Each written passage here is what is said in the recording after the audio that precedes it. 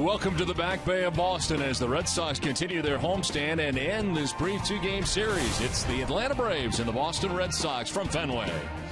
Welcome inside the broadcast booth, everybody. I'm Don Orsillo along with Steve Lyons. Welcome to Red Sox baseball. Well, after a 10-game losing streak, all of a sudden the Red Sox have figured it out and won their last 3 games in a row in impressive fashion. Yeah, and it's a lot of fun to see the guys smiling and giving each other high fives again. When you talk to a bunch of them, most of them said, I've never been through anything like that. 10 ugly losses, but they've turned it around, and the offensive numbers have really jumped out at you here when you look at the last few games. Look at the runners in scoring position. That was a problem all season long. 428 during that period, scoring 6 runs a game. If you get any kind of pitching at all, you score 6 runs a game, you're going to win. And Johnny Gomes in this stretch has also picked it up for the Red Sox. He's been an important part of this run. Yeah, I just love Johnny Gomes. I love the way the guy plays. Obviously, right now he's hitting about 200 against righties, but he's gotten a lot more time against them, and he kills left-handers. And what about the defense? I've said all season long that I think he's kind of an average outfielder, but he's been trying to prove me wrong, making great plays all over the place. Goes up there, he battles you every at-bat. One of these years he's going to get a helmet that actually fits him so he doesn't have to adjust it all the time. But how do you not like the way this guy gets dirty and he brings the intensity, and he's a great teammate every night to the ballpark? Red Sox going to try to make it 4 in a row against the Atlanta Braves tonight. We'll come back and talk a little bit about Jake Peavy as the fans make their way into the fens.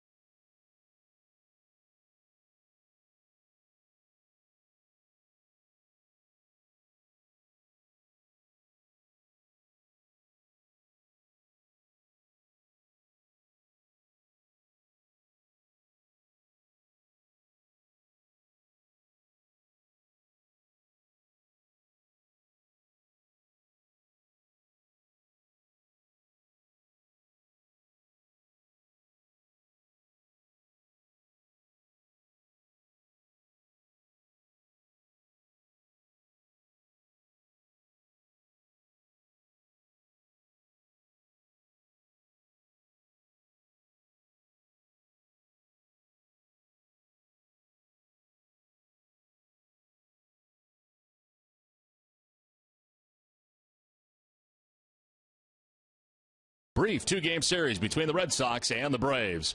Welcome back inside the broadcast booth, everybody. I'm Don Orsillo. Well, tonight, Jake Peavy's looking for a victory. He's not had a victory since April the 25th. It's been a tough road to hoe for him lately after starting the season pretty well. The breakdown for Peavy coming in. A good start to the year. 1-0, the 2.87 earned run average in the first 5 starts, but the 5 starts in May, 0-2 with an ERA well over 6. Trying to turn that around against the team he's faced before, the Atlanta Braves. Another change tonight for the Red Sox at first base is Ryan LAVARNWay, his first major league start in that capacity. With more, here's Gary Streisky.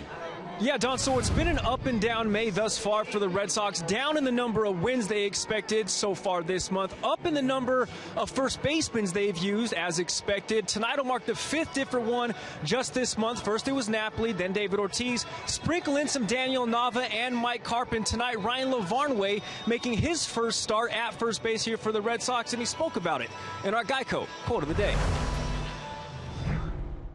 It's still pretty new for me. I haven't played a ton of games over there, but I'm really happy with the progress I've made, and I'm not worried about it looking pretty right now. I'm just worried about being effective.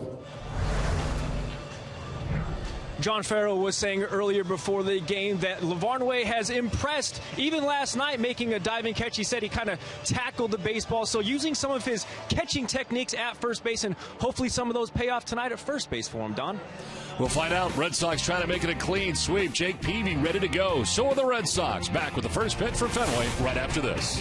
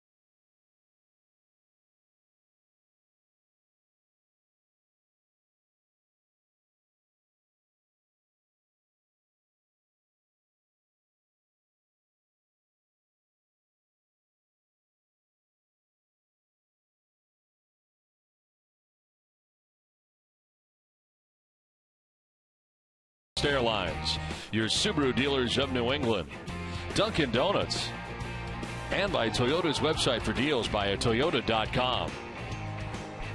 Now, welcome to Fenway Park as the Red Sox and Atlanta Braves wrap up their series here. A mass mentors night from Fenway Park as the Red Sox and Braves wrap it up, and the Red Sox try to make it 4 games in a row.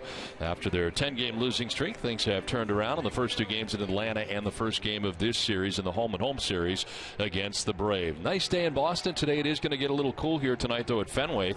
The temperature already dropping. It is now 58 degrees here at Fenway Park, and from center field is the wind at 8 miles per hour in the forecast, partly cloudy. And tonight, Steve Lyons, we're looking for Jake Peavy to kind of turn it around here in what's been a tough stretch. Yeah, he has had a little bit of a tough time over the last month or so. This is a guy that keeps going out there, and he's going to give you max effort, and he's talked about the way he's pitched, and obviously he needs that defense behind him to be really sharp, because he says, he admits himself, I'm going to give up some hits. Well, for Peavy, again, he has not won since April the 25th, so it's been better than a month in between wins, and he comes in with a record of 1-2 into tonight's action. The Red Sox, as a team now, are ahead of the Tampa Bay Rays, as the Red Sox now 8 games back of what has been a credible run for the Toronto Blue Jays. They have won their last 9 games in a row and 9 of the last 10, and the Blue Jays now the 3-game lead atop the American League East. Well, here come the Red Sox, led by Dustin Pedroia, onto the field tonight. As the Red Sox take the field, here's tonight's starting lineup for the Atlanta Braves on Mass Mentor Night.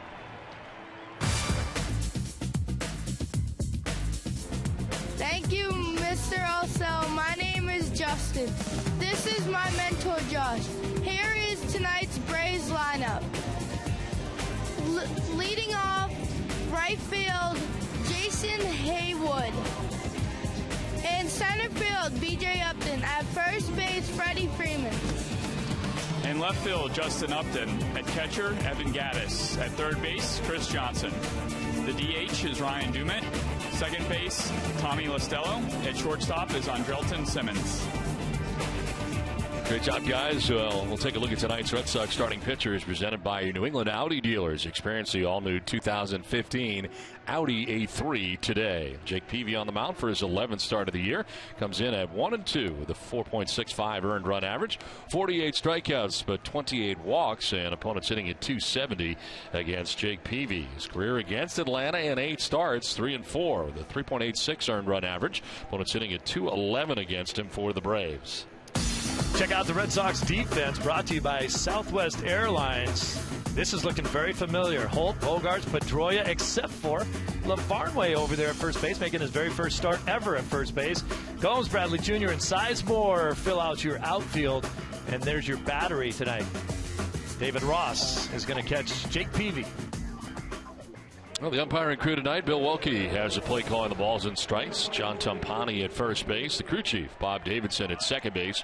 And the third base umpire is James Hoy. This game is available in Spanish. The SAP function is brought to you by the new Captain Morgan White Rum.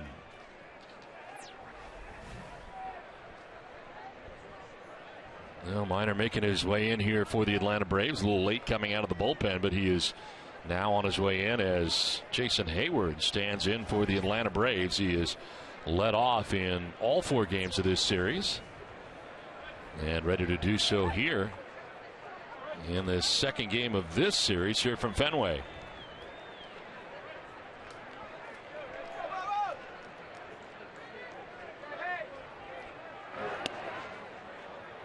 Missing for ball 1. First pitch of the game to Jason Hayward. 239, 4 homers, and 12 runs batted in.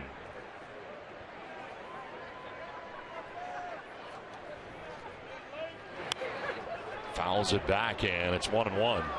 Got to think Jason Hayward is the only 6'5", 250-pound leadoff guy in the game.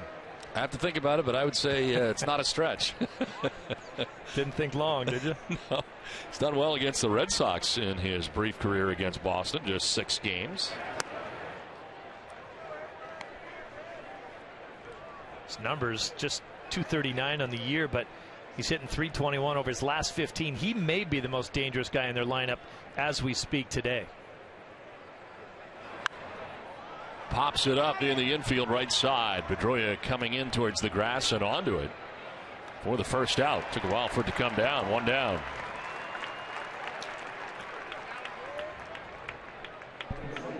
They retire Hayward, and it brings up B.J. Upton. Both Uptons in the lineup again tonight, when B.J. in center and Justin in left. Just 207 with 4 homers and 11 runs batted in for B.J. Upton. I know you've seen a lot of Jake Peavy over the years. Of course, was out there with the Padres for a while before going to Chicago, but he is a great competitor and a guy that you see it. I mean, he does not hide his emotions. I mean, you see him yelling, and I think hitters over the years have learned that he's not yelling at you, he's yelling at himself. Yeah, he kind of got that early reputation of being a guy that's like always yelling at somebody, the umpires or the opposing hitters, and he doesn't even know he's doing it half the time. Popped up again. Ryan LaVarnway into foul ground. So is David Ross. LaVarnway calls him off and makes the catch. 2 down. Well, fans, you can test your Red Sox IQ right now with the MLB Pre-Play mobile app. Download for free and start predicting every at-bat of every Red Sox game all season. Tonight, Pre-Play predicts Jake Peavy will go 6 1/3 innings, allowing 6 hits, 3 earned runs, while striking out 7. He's got 2 outs here in the top of the first inning for Freddie Freeman. Braves tonight after the ball game will be headed to Miami to get ready for a series against the Marlins.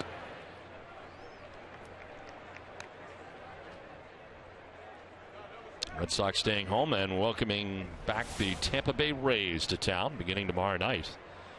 See the numbers for Freddie Freeman.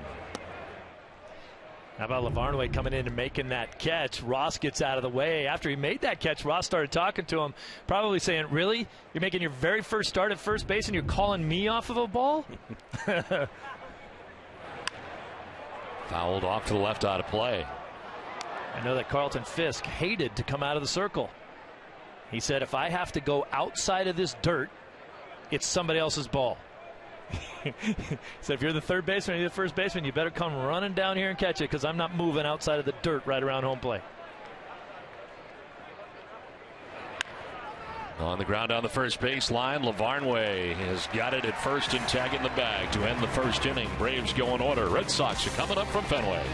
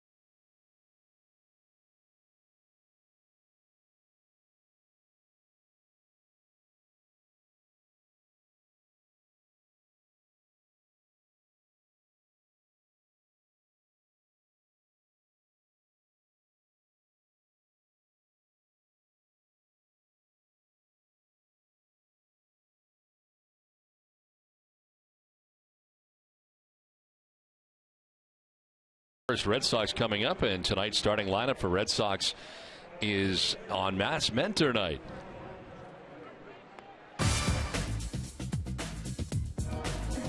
Thanks Thanks, Mr. Auxilio. My name is Jose, and this is my mentor, Adi. Here is tonight's Red Sox lineup. Leading off at third, Brock Holt. At shortstop, Xander Bogaerts. The second baseman, Dustin Pedroia.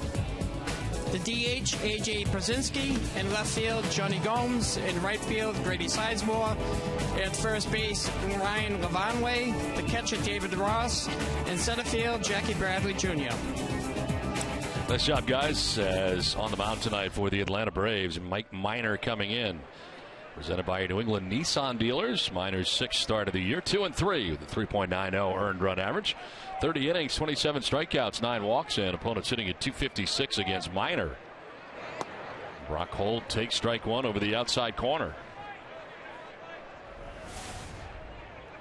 Holt 0 for 5 in last night's game.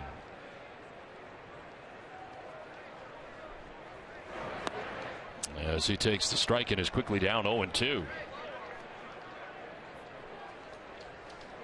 Minor had some off-season surgery and has also battled elbow tendonitis.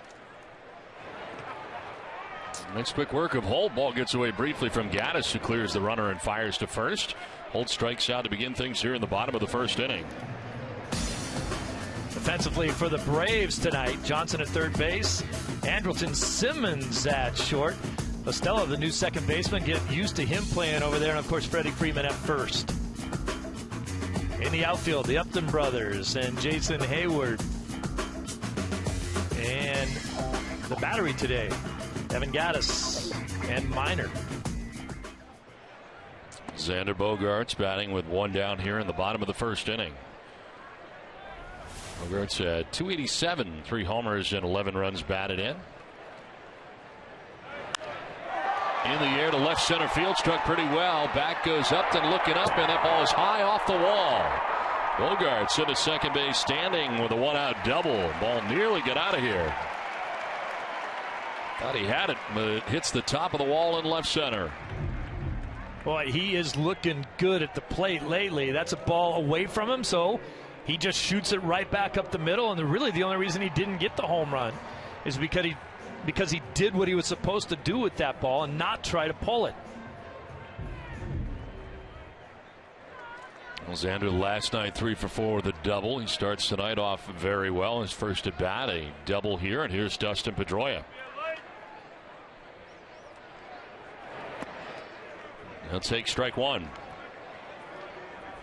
276, 2 homers, 17 runs batted in for Dustin.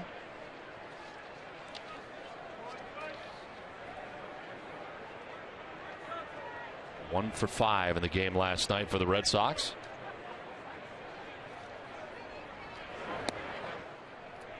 With all the great pitching that we've seen out of the Braves over the years, there have been times over the last couple seasons where it was universally thought that Minor was the best arm they had going. He had a great amount of confidence. All of his pitches were working, and he's got some nasty stuff. A little dribbler down the third base line. It's going to kick foul. Picked up by Gattis just to make sure, but Pedroia gets the news as he gets past first base.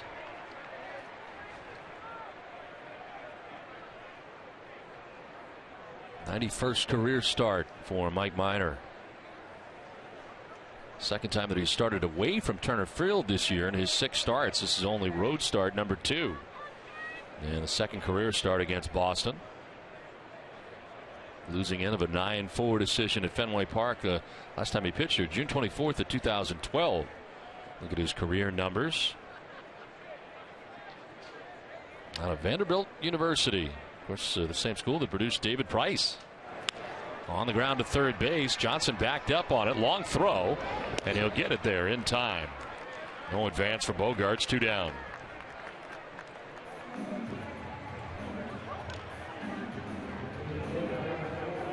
A few major leaguers coming out of Vanderbilt. Of course, Sonny Gray, who's kind of exploded on the scene for the Oakland A's over the last year.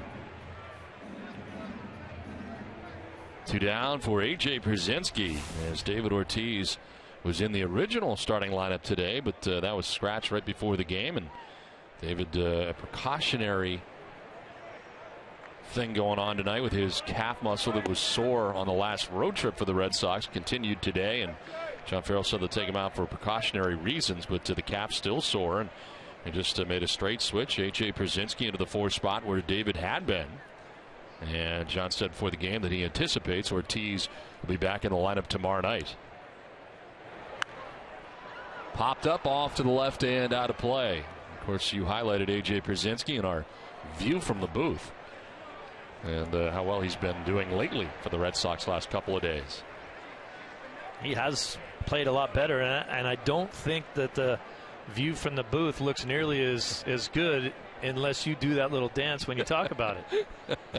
When you get excited, it makes it sound a lot better. When I talk about view from the booth, I get excited. Yes, you do. That was almost a kind of a variation of the Wally wave right there that you gave me, too. It's my own interpretation. View from the booth.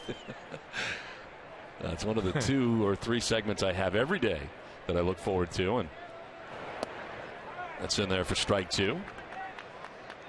I was talking to Pierzynski earlier today about how many bats he breaks. I'm pretty sure he's the guy, at least in my most recent memory, that breaks more bats than anyone I've seen. I asked him how many he goes through. He says, I really can't count. He goes, I'll go 3 in a night sometimes. On the ground up over the mound. Minor tried to get it with the bare hand, could not. LaStella can't handle it cleanly, and everybody's going to be safe. Bogarts to third. Pierzynski reaches at first base. Minor throwing that bare hand out, trying to grab it up over the top of the hill. And not necessarily a good idea. This ball isn't scalded, but geez, get your glove hand out of there, up there to try to make that play. LaStella probably saves a run right there. They really like this kid at second base, and I think he is going to be their answer, or at least everyone else that they've tried so far they don't like. Pena over there. Pasternicki was overmatched. We saw that in the 2-game series down in Atlanta. First and third, 2 down. Johnny Gomes coming up. Gomes has been in the middle of this run the Red Sox have had the last 3 wins, having some big games offensively and defensively. He got 248 coming in, 5 homers and 23 runs batted in. 3 for 10 in the last 3 games as he takes the strike, and it's 0-1. We mentioned the splits. He's hitting about 308 against left-handers and about a $197 when a right-hander throws, but they brought him here to face lefties. And John Farrell talks about the energy that he's brought to this ball club lately, and one of the reasons why he's getting to play against both sides. Sometimes it's not your batting average that makes you an asset for the club on any given night.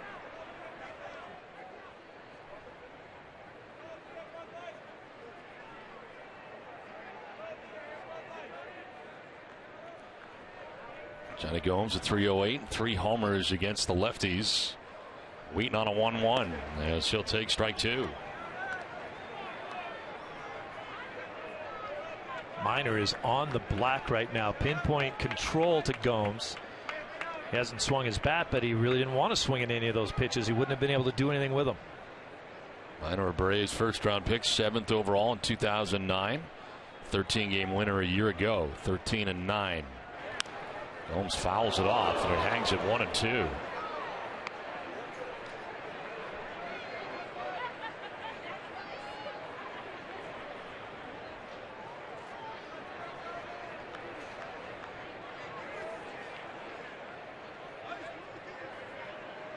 Another one of those guys that gets drafted in the first round and finds himself in the major leagues just a year after he had been drafted. It's amazing how quickly these first-round draft choices are now getting to the major league level. Sometimes if you come out of a really outstanding college program like Vanderbilt has been built into, you know, those 3 years you spend there, it's almost like spending 3 years in the minor leagues. Their program's so refined. You're game ready. You're ready to go if you have the talent.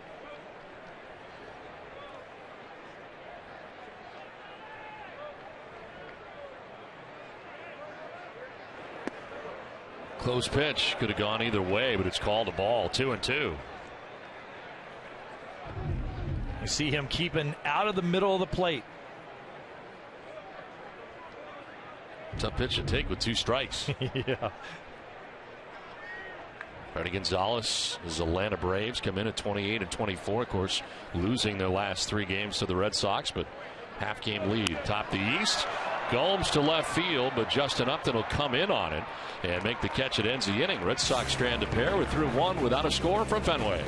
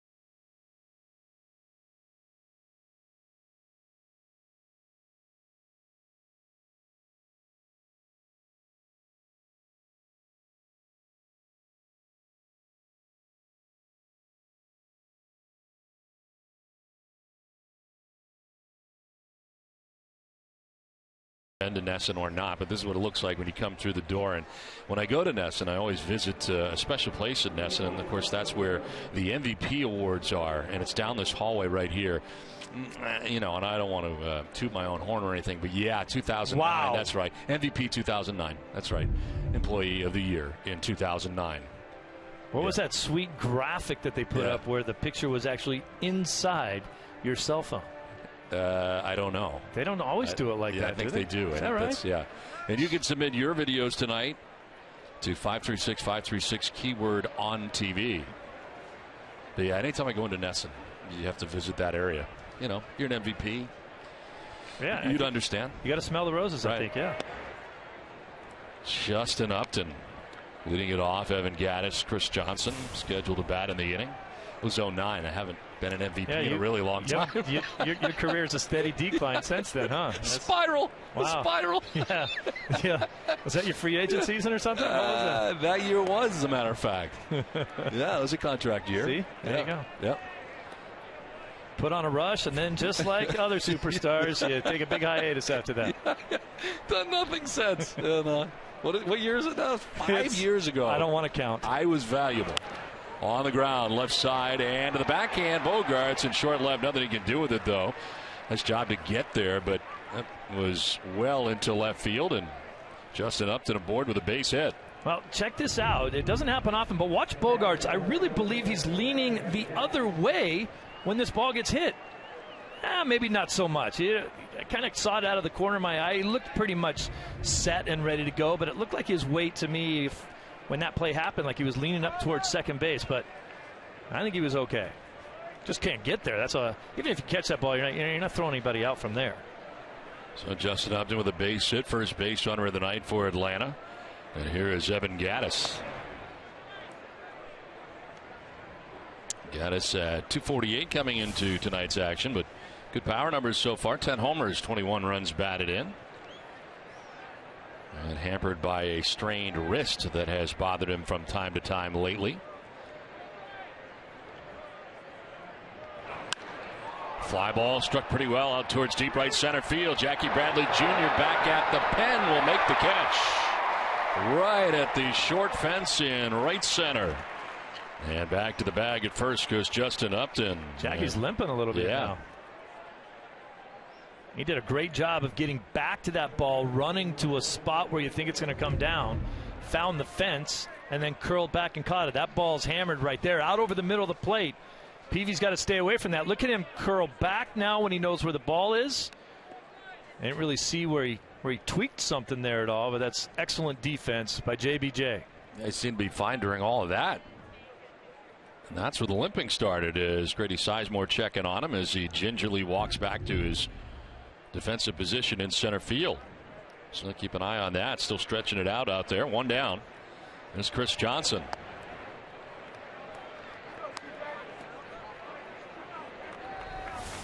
.263, 2 homers, 13 runs batted in for Johnson.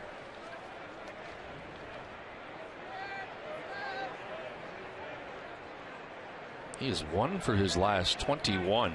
Ouch. No, swing and a miss has him down 0-2.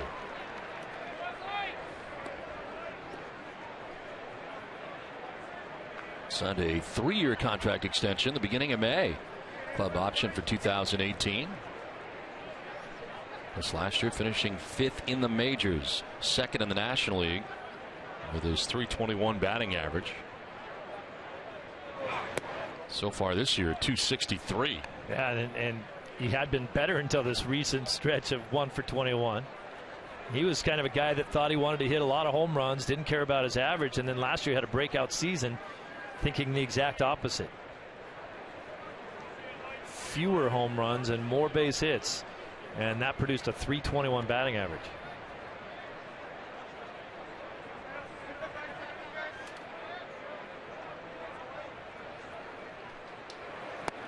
Swing and a miss, and Peavy strikes him out. First K for Jake Peavy, 2 down. Good looking slider down and away, exactly what David Ross called. Watch the late movement off the plate, get Johnson out in front of it. Great shot right there. David Ross, one of the few guys I'd say that can wear the neon green nail polish and pull it off. 2 down here in the second. Well, Obviously, Peavy, his eyesight is not fantastic, and he really needs to see it. Yeah, and you know, a lot of players doing that now. I think Brzezinski goes with some nail polish. A lot of catchers do now, just so you can see the signs that they're flashing, especially when it gets darker.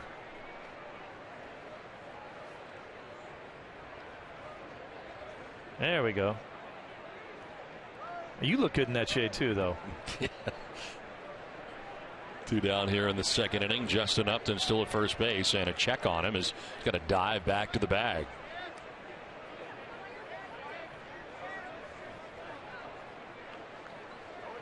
Upton 5 for 5 on the year in thefts.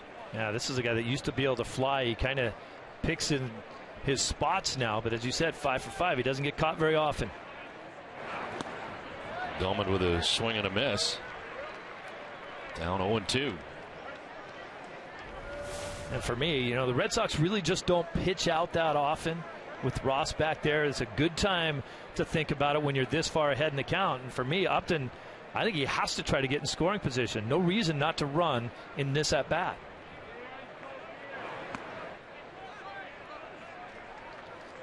And the reason I say that is because you've got 2 outs. You'd like to try to put yourself in scoring position. If you steal the base, you get a base hit, you're going to score a run.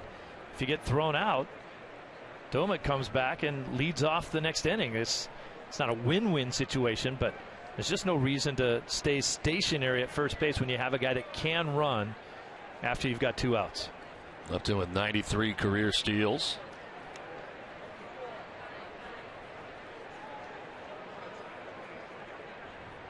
And the check on him, back to the bag.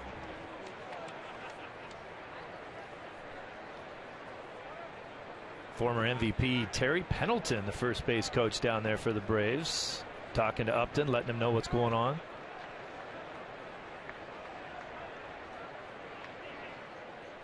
Maybe he's loaded up here and backing out.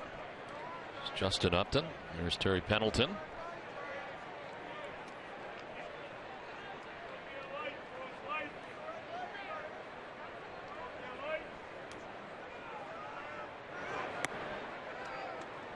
Breaking ball missing, and it's 2-2.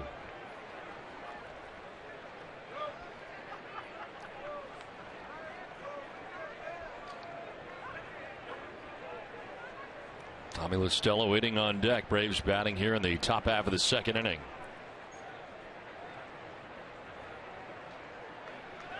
Runner goes, a swing and a miss, and that'll end the inning. Back-to-back strikeouts for Jake Peavy. Inning and a half done from the Fens without a score.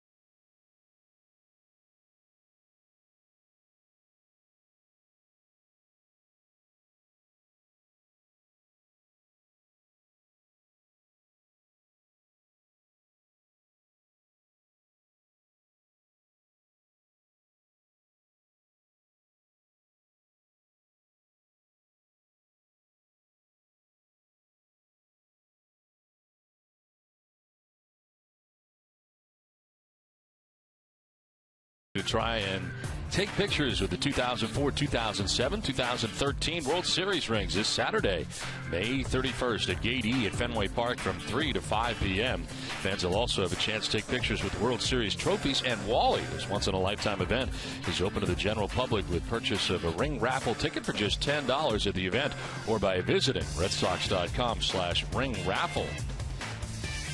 Then we head on to the bottom of the second inning, and I can guarantee you this: you will not be hearing from Steve Lyons very much in this inning, as Grady Sizemore, Ryan LaVarnway, and David Ross are coming up. Jim Corsi just stopped by and gave him exactly what we've been talking about. You've been eating the last couple of days. Oh, this is nuts. This is beautiful too. This is better than the old press dining. This is from State Street here on the pavilions. Hey, what do you got going there? It's all the different levels, your layers you were talking about last night. It's all in there. There's some Butterfinger in there. There's some M&Ms. I'm not even sure there's that much ice cream in there. There's so much other good stuff to eat, and I'm not going to be shy. Ball and 2 strikes here to Grady Sizemore.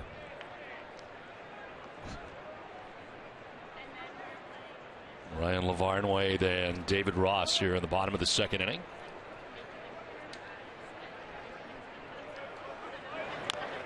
Chop back towards the mound. Minor fields and throws, and retired as Grady Sizemore. Well, it's now time for the AT&T fan photo of the game. Tweet your photo to #NESSONFanPhoto for a chance to be shown in our broadcast. Brought to you by AT&T. Tonight, Barbara B. sent us my niece Juliana getting ready to root on the Red Sox tonight. She's got the good glasses going, good shades.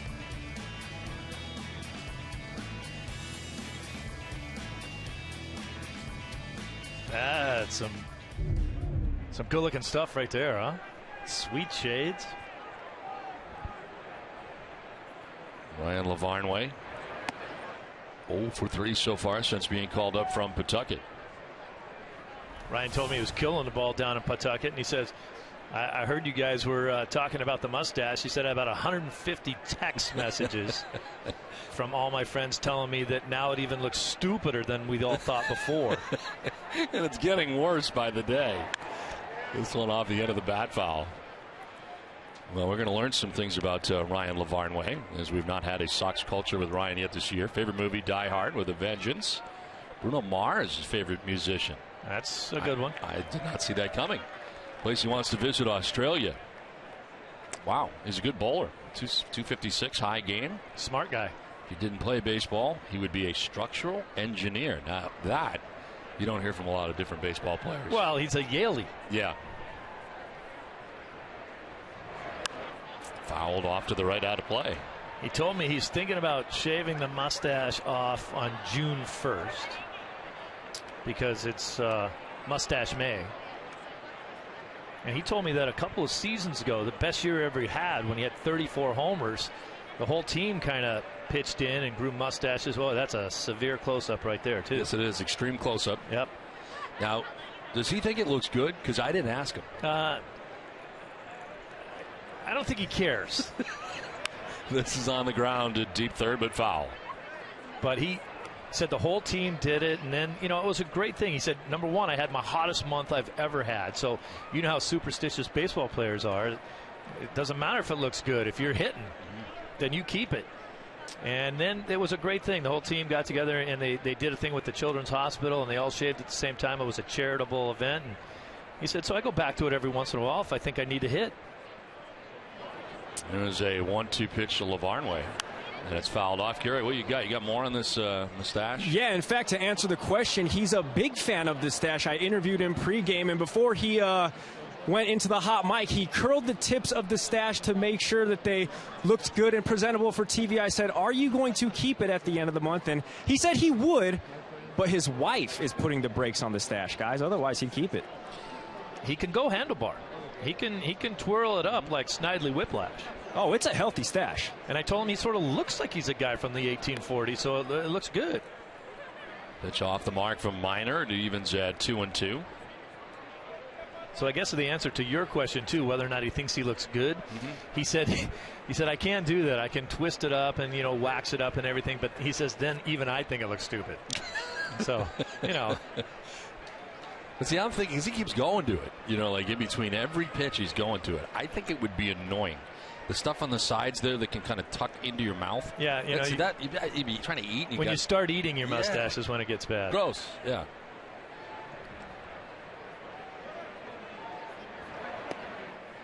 Well, he's having a nice at-bat right here, working the count, fouling some pitches off. And when I was talking to him, he said, you know, I was really swinging the bat pretty well down in AAA, and I just hope it translates up here. He's getting a little bit of an opportunity. You just don't want to put too much pressure on yourself as a young player. He's known as a guy with a pretty good bat. Chop left side, deep in the hole, it's short. Simmons with a long throw, and LAVARNWay running, he can get him, and he does. And Andrelton Simmons a deep short.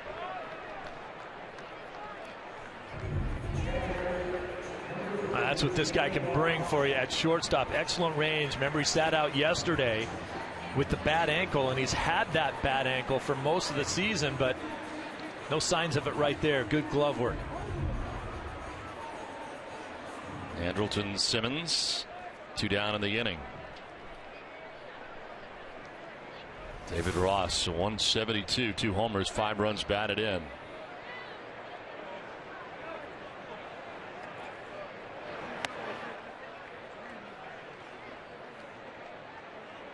Ross batting out of the 8 spot. Red Sox have Brzezinski and Ross in the lineup, and LAVARNWay.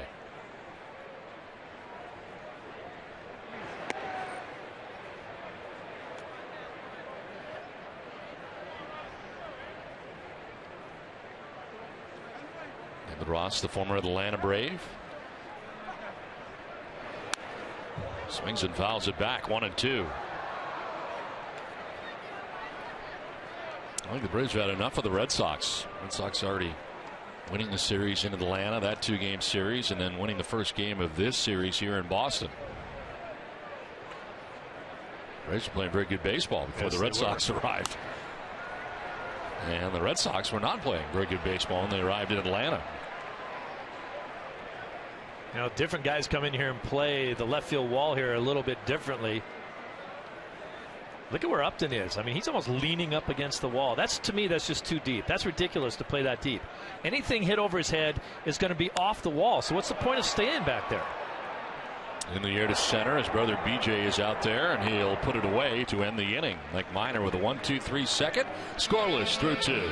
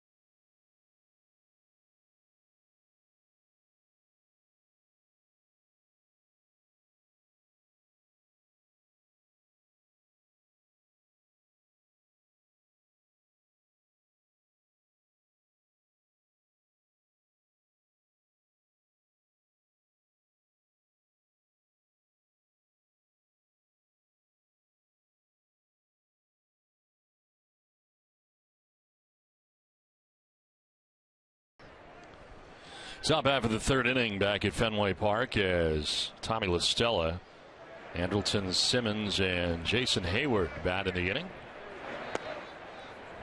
And a first pitch strike into LaStella. 2 for 4 since coming up here to join the Braves. Called up from Gwinnett. This guy really burst onto the scene. I mean, he was an 8th round pick.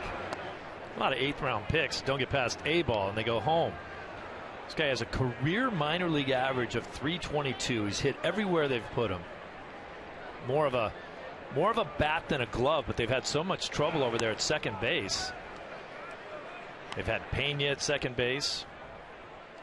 As a second baseman, he was just terrible. He was like 4 for 37. We saw Pasternicki. They sent him back out. So this is the guy that they're counting on to be over there for a while.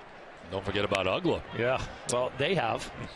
Pedroia at second base, throws to first, and retires LaStella. Let's check in with Gary somewhere in the ballpark. Gary? Yeah, guys, in the bleacher seats right now, of course, the Red Sox trying to extend a 4 straight win. Some added support tonight. 1,000 participants in the Mass Mentors program here in the building, joined now by President and CEO Marty Martinez. Talk a little bit about the initiative, of course, Mass Mentors partnering with the Red Sox. Yeah, we're here tonight to kind of support and kick off our Red Sox Mentoring Challenge, which is a big effort to bring more mentors into the lives of young people. We partner with about 225 programs that serve 30,000 young people, and about 1,000 of them are here tonight, so we're really excited. And the program itself, it doesn't necessarily have to be rocket science unless, of course, a mentor and a mentee are into that kind of thing, but that's something as simple as baseball or hanging out once a week, doing whatever, is what you guys are looking for. Yeah, absolutely. We just need people who want to spend time with young people, who want to give time, spend an hour during lunch maybe or after school, just really work with a young person and be there for them. That's what young people need, and it can be a lot of time, a little time, but it's really just being there for a young person. And you're saying that the wait list for mentees looking for those mentors is sitting at about 3,000 right now, so you can get involved simply by going to redsox.com/mentors, correct? Absolutely. Perfect. Marty, thanks for the time. Thanks so much. All right. All right, Gary, thanks very much. A great program, and to see it grow over the years has been amazing as the Red Sox have been part of mass mentoring really since the beginning, and the partnership has been one that has been terrific and grown really leaps and bounds when they started, Steve. I mean, remember, there's some of those kids early on years ago, and now all of a sudden they've got a huge group, and it grows, and it's a great program. Hopefully fans will get involved and mentor some of these kids. There's just so many kids out there that could use, a little bit of help, a friend. And I learned something right there. I had no idea that someone who was being mentored was called a mentee. I didn't know that either. Didn't know that, so we learned something. That's good. 2 down here in the third inning. Jason Hayward popped out to Dustin Pedroia at second base in the first inning. Second time through here against Jake Peavy.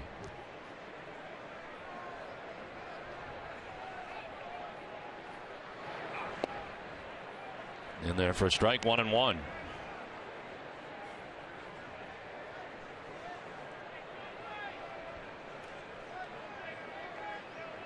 Quick check of the defense there for Hayward.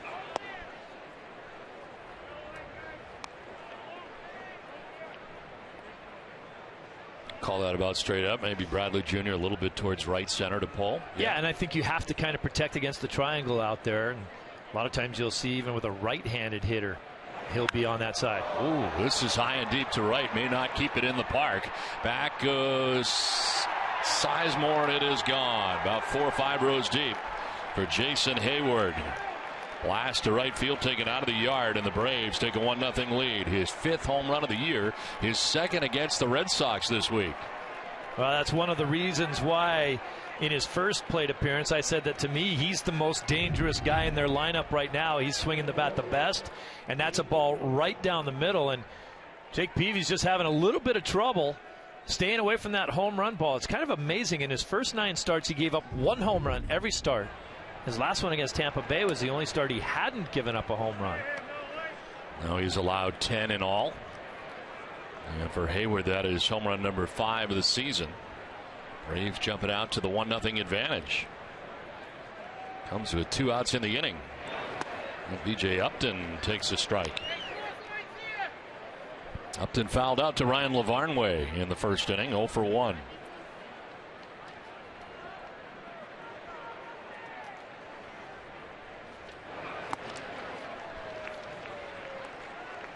And I think that Peavy's got to be a little bit careful. His fastball tops out at 89 now. Everybody else on this staff blows the ball past Upton because he can't catch up. But I believe he can catch up with an 89-mile-an-hour fastball. Shallow right, Pedroia going out. Sizemore was deep, and Pedroia will make the catch in front of Sizemore to end the inning. But a home run for Jason Hayward has got the Braves on top 1-0.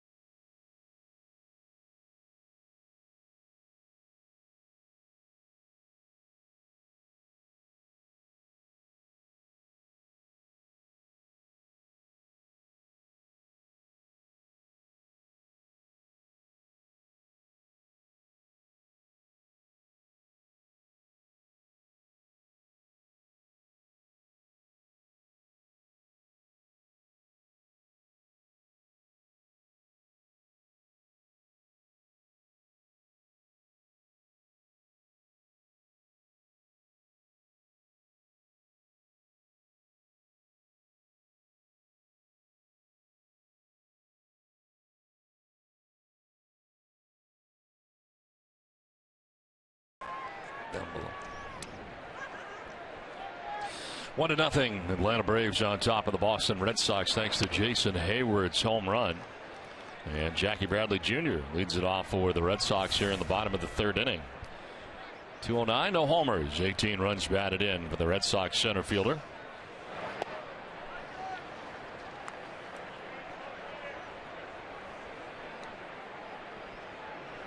Bradley with 2 hits in the game last night, going 2 for 4, including a double and an RBI. Didn't really get a chance to say thank you to Jim Corsi, former pitcher with the Red Sox, for bringing me this ridiculous ice cream. He told me that he ate ice cream every day when he was a player. He's always been a big guy, but he's in great shape. It's too bad he didn't bring any napkins when he brought you your I'm ice spilling cream it all over the place. He's over signing autographs today at Autograph Alley. Nice enough to stop by. I see Jim every year at the Boston Sports Adventures Red Sox Fantasy Camp. He's one of the instructors. I've been doing that for 20 years.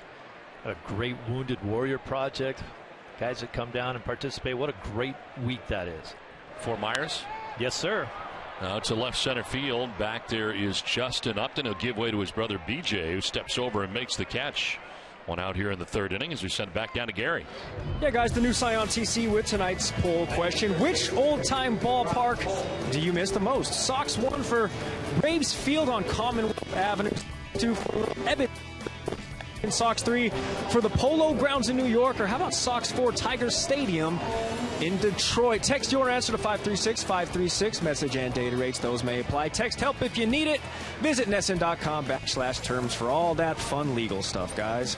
All right, Gary, thanks very much. I never got to go to Tiger Stadium. Hey, you didn't miss a darn thing. I was surprised. Oh, it's a dump. Really? Oh. So I've driven by it. It was still standing up there for a while. I'm not sure if it still is now, but early in the 2000s it was, before Comerica Park was, you drive by it to get to Comerica Park.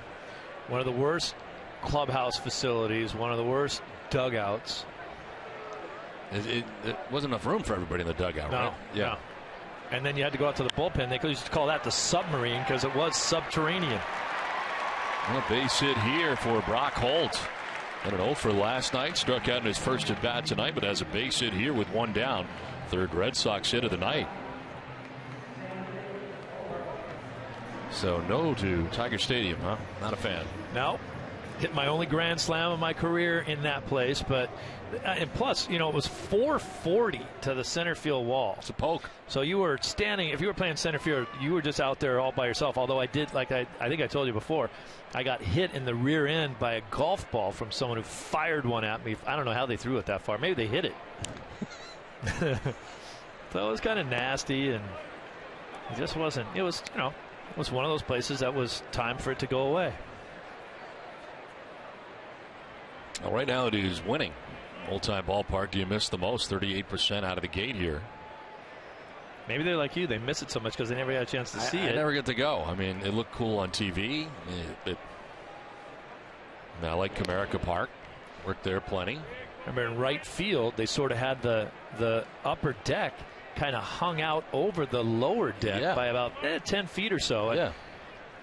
The illusion was that you could hit a ball into the upper deck that wouldn't have gone out on the lower deck, but that's really not true. If you hit it that far, it was definitely going to go out on either end.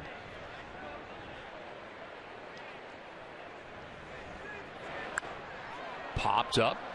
From first base comes Freddie Freeman. Now from second, STELLA, and he'll make the catch for the second out of the inning. Red Sox baseball in NESN is brought to you by Buick. See why thousands of people are switching to Buick. Visit your local Buick dealer or go to Buick.com.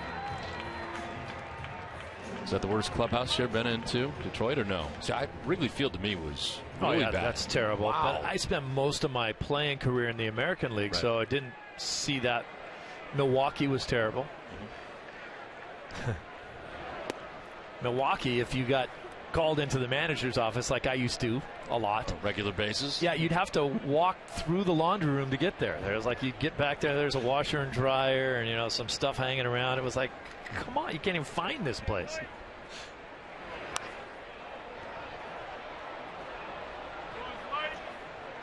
Minor quickly ahead of Pedroia, 0-2, grounded out to third base in the first inning.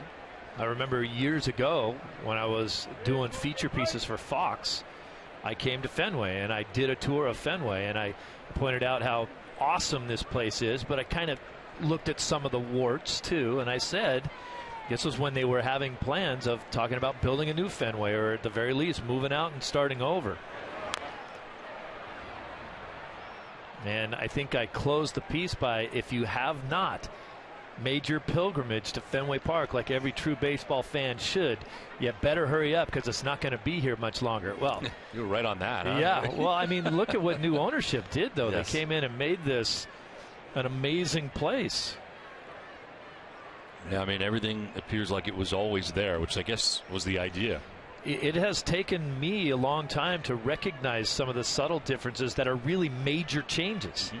They just incorporated everything in to pretty much look the same, but be 10 times better.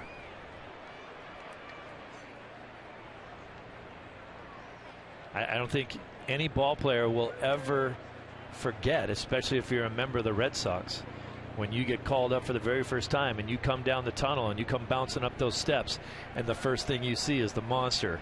You just start shaking. You start to shiver a little bit. It's a great, great feeling.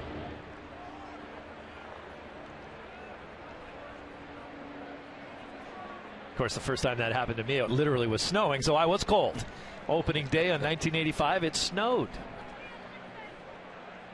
And of course, you're part of the 1986 team as well.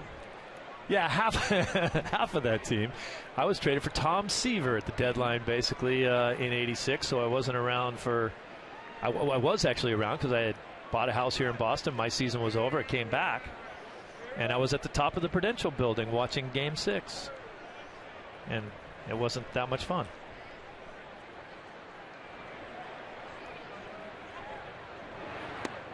A little bit low to Pedroia, evens at 2-2.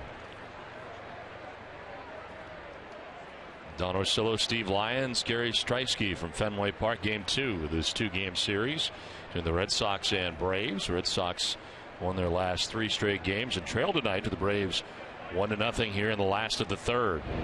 Check on first, back to the bag is Brock Holt.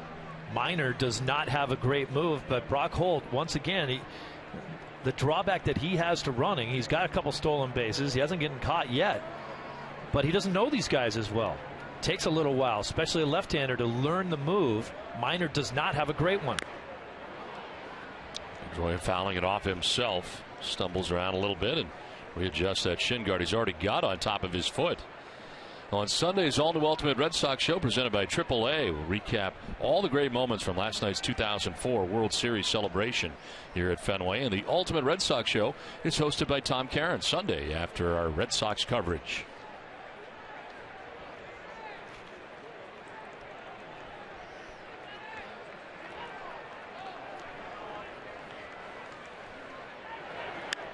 Reaches out and hits a fly ball to shallow center. B.J. Upton is there, and the inning is over. We are through 3 from Fenway with the Atlanta Braves on top 1-0.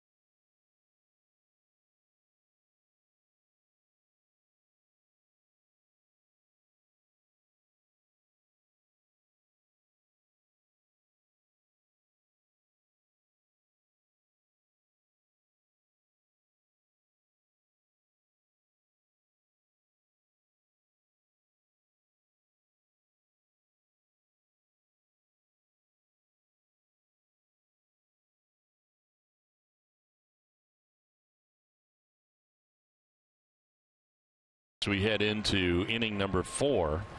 And Freddie Freeman, Justin Upton, and Evan Gattis coming up. Tough part of this Braves order.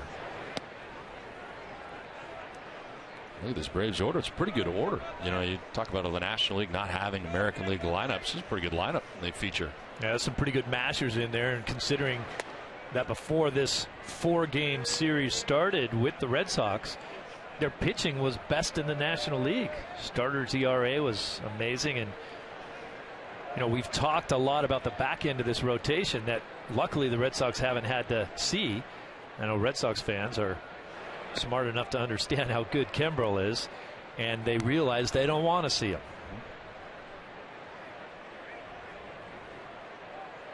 So far they haven't had to see him. Freddie Gonzalez's team going to Miami after the game tonight. Back to National League Baseball for them. They figure they'll land maybe 4:30 in the morning, which was about when they landed here in Boston. So some rough trips and long getaway days. Well, Freeman down to first base with the first free pass given up by Jake Peavy of the night. From technologies that make your life easier to people who care about your community, Eastern Bank is committed to putting you first. Learn all the ways Eastern puts you first at easternbank.com. And a leadoff walk for Freddie Freeman begins this 4th inning. Comfortable conditions tonight at Fenway Park. Is going to get on the cool side here. It's dropped down to 54 degrees since the game started and may keep going down. We get down to the mid-40s last night. Justin Upton had an infield hit in the 2nd. One of only 2 hits so far given up tonight by Peavy, and now he wants to talk to David Ross. I hope part of this conversation is about forgetting about Freeman over there at first base. Doesn't run well. He's attempted 2 stolen bases. He got caught both times, and you really have to have 100% of your focus on Upton at the plate right here. Make a quality pitch, maybe get him to bounce into a double play.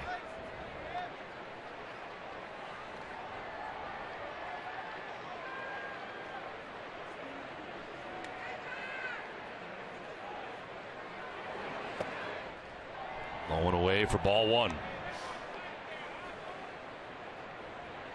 A pretty dramatic difference in numbers for Justin Upton and B.J. Upton.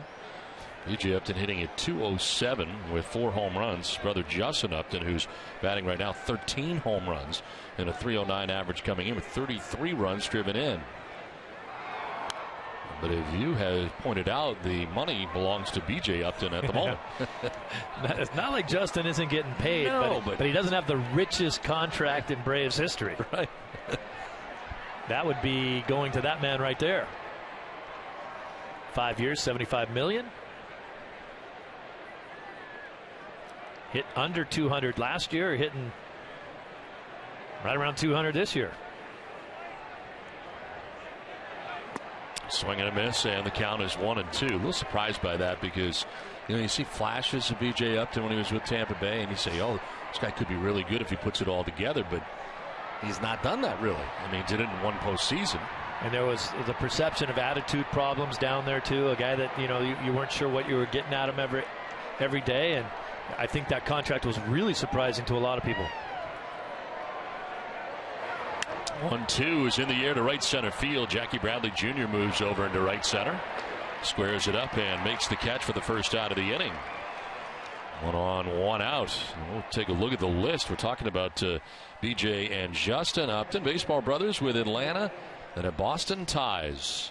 Stephen and J.D. Drew, Phil and Joe Necro, Pedro and Ramon, and Justin and B.J. Agree, disagree? Give us your opinion at hashtag NESSONList. Now Justin Upton is retired. 1 down and 1 on for Evan Gattis. Gave it a ride his last time up. Out to right in front of the bullpen where Jackie Bradley Jr. get back there to make the catch. Swing and miss, and came off the bat. Strange swing. He's not scared. Watch him from the side. Airing it out. You know, you don't usually lose that hand off the bat. And hit yourself in the back in the process. That's some flexibility.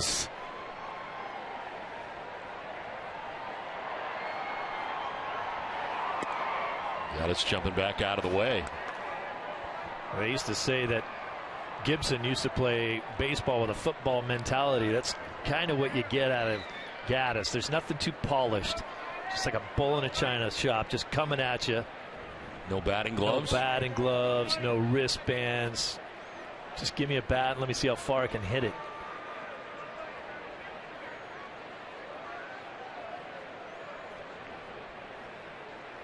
What do they call him? El Oso Blanco, the white bear.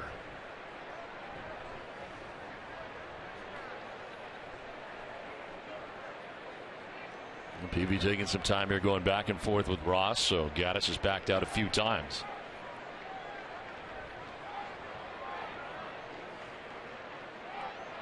So Ross wants. Slider, down and away.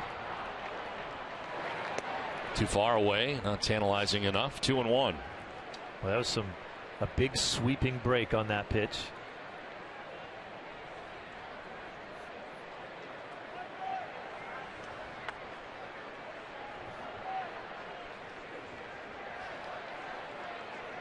Wow.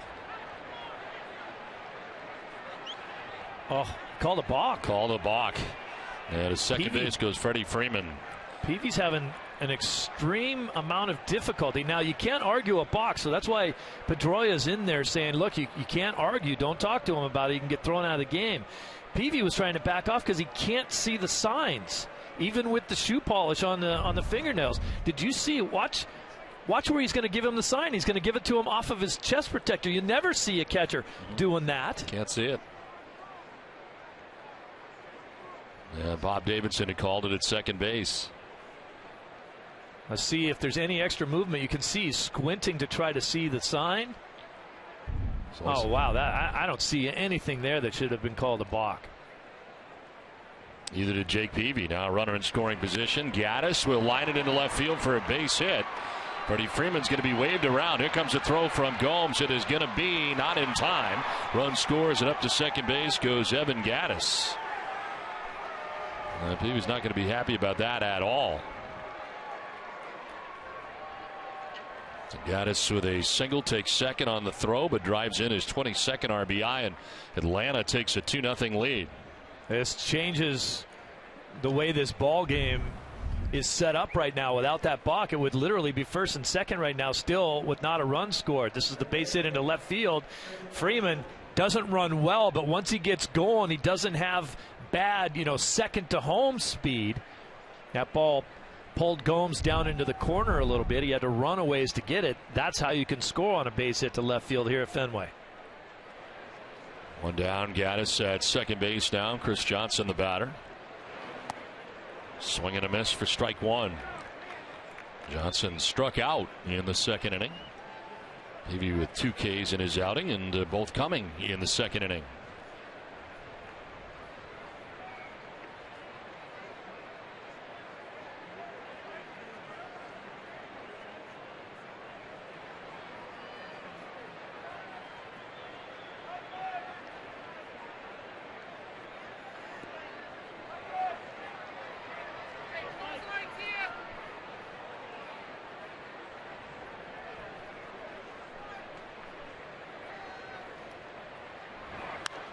In the air to right center field. Bradley and Sizemore to be Bradley, who gets himself set, makes the catch, put himself in position is Evan Gattis. Well, Don, let's go back to the balk and see if we can find what they were looking at.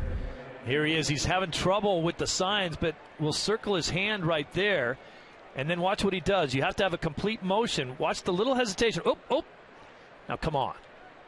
That's pretty weak. That's it? Yeah. That's not much. You see what pitchers do now where they go into their stretch, and most relievers now throw out of the stretch exclusively.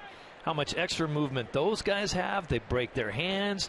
It takes them 5 minutes to make a stop, and that's a balk. A play like that should not change the complexion of the game, and that one did. That one turns into a run.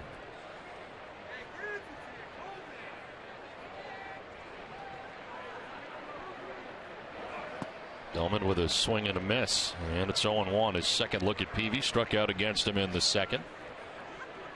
They have a balk in the rule book so that you cannot unduly deceive a runner.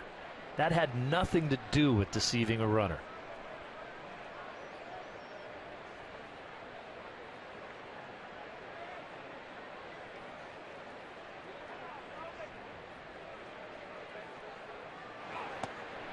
Down and in, 1-1.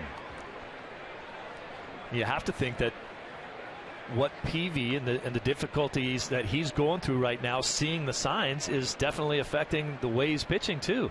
Shouldn't have to be concentrating that hard on just figuring out what pitch you're going to throw.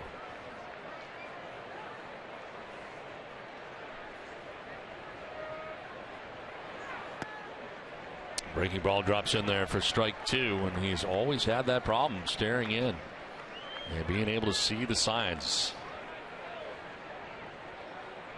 Now, back when he threw really hard, that'd be really scary to me as a hitter, that he can't see that well. I mean, that's a little scary. That was the whole pine tar issue. It's like most of the hitters would say, let him use it. I want him knowing where it's going. Yeah. Wow, this is becoming a big issue.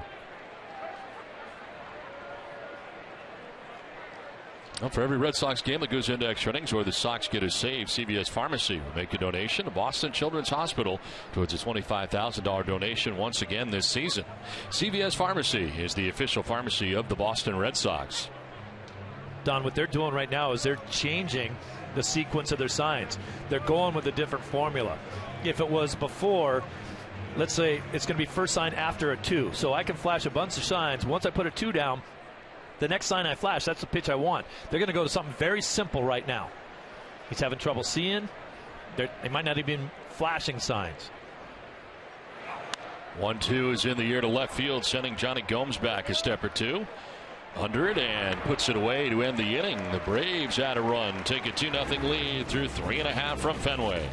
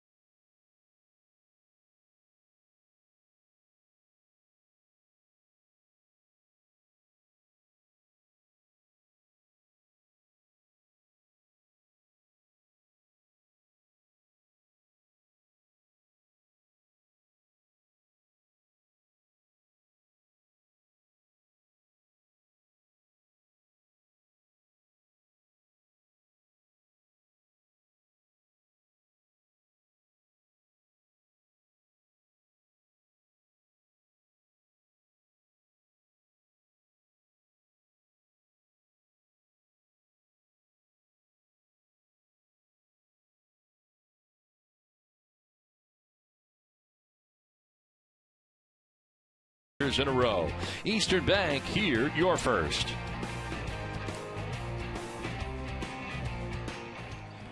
Last half of the fourth inning back at Fenway Park. The Braves have a run in the third, a run in the fourth. Conversation continuing in between innings as David Ross and Jake Peavy talking it over, and Braves get another run in the top half of this inning.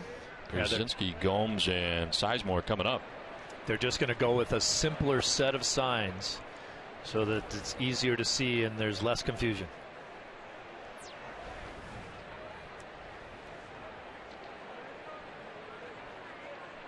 The 0-1.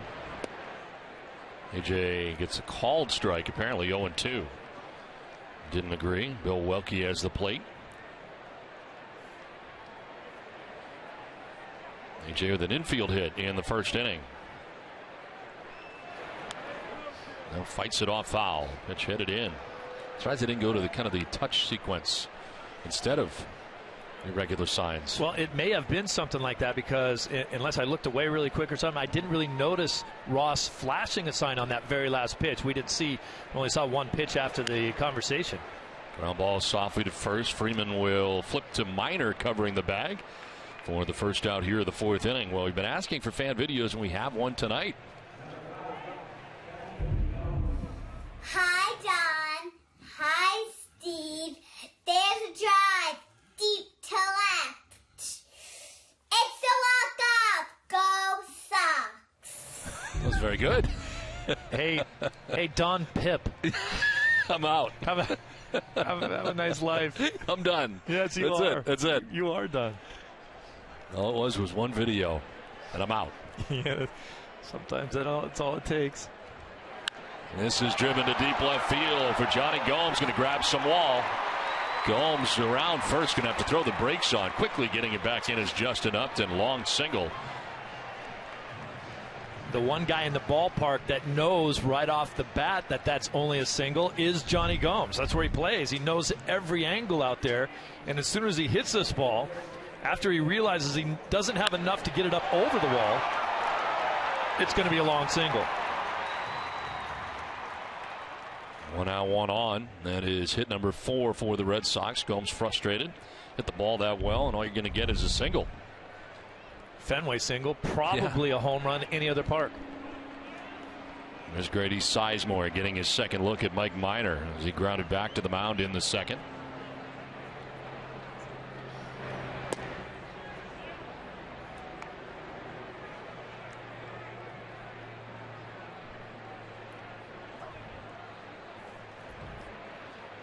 Minor tonight has done a great job of keeping the ball out of the middle of the plate, and then I really like the way he's using his breaking ball effectively. He's got a great changeup.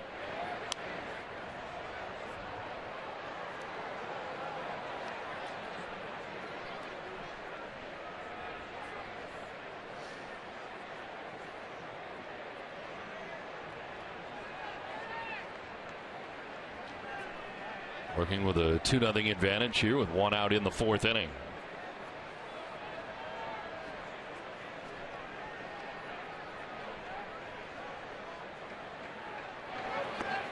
And the dirt gathered by Gattis. I think if you're Mike Minor in this situation to Sizemore, you may think about going up and in to brush Sizemore off the plate, but you're so far ahead in the count right here. Lefty on lefty. Your slider's so good. Just keep throwing it. Keep throwing it off the plate. Eventually you figure Sizemore will chase one of them. Thought about that close pitch, though. A little bit low, apparently. 2-2.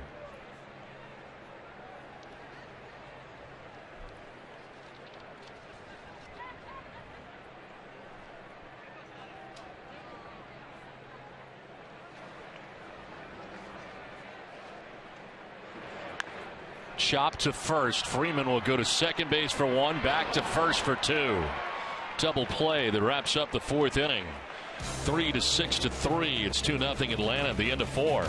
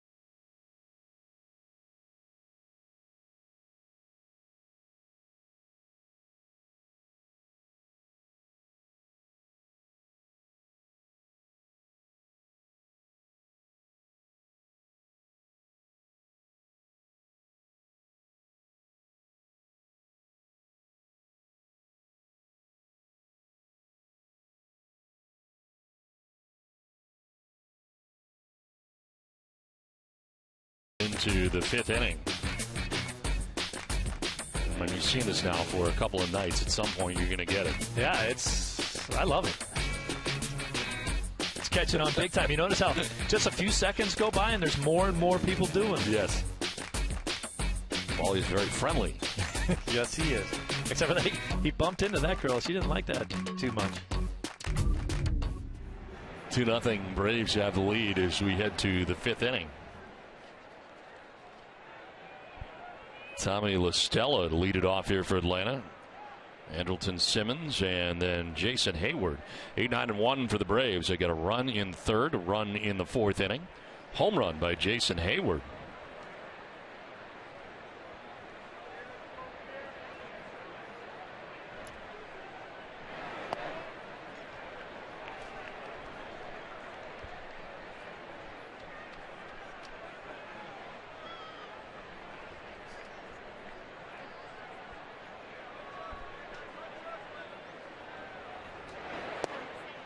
Picks up the corner, and it's 0-2.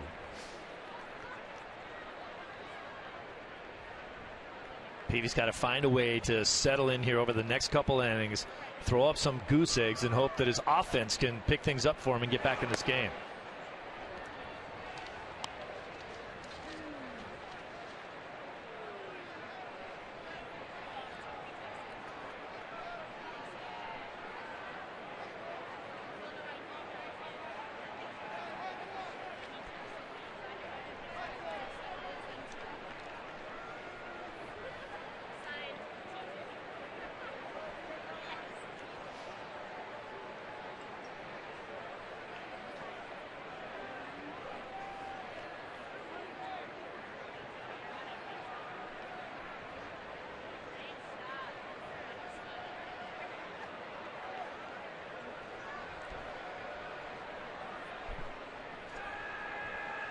Still struggling seeing the signs as Ross then brought it up again. You could see the frustration on Ross's face too, even behind the mask. The left field, Johnny Gomes is there, and he makes the catch for the first out here of the 5th inning. Well, this Sunday, catch an all-new episode of Nesson Clubhouse, where kids run the show. You find out how to locate the sweet spot on a bat and how to spin tracks like Team DJ. Plus, Gary and David Ortiz's son, D'Angelo, face off in round 2 of Batter Up. Don't miss Nesson Clubhouse live and commercial-free Sunday at noon. Bet you he watches Nesson Clubhouse. That's a great show, I'll tell you. It really is. They've done an outstanding job with it. It moves quick. Gary does an amazing job. He's a kid. Now to center field. Simmons with a base hit, a 1-out single, and he'll quickly get back to the bag. Gary is a kid. That's probably why he hosts it then. Is that what you're thinking? He's perfect for the show then. I'm not trying to say he's immature or anything like that. I'm just saying, he's the youngest kid out there, and he really relates to them.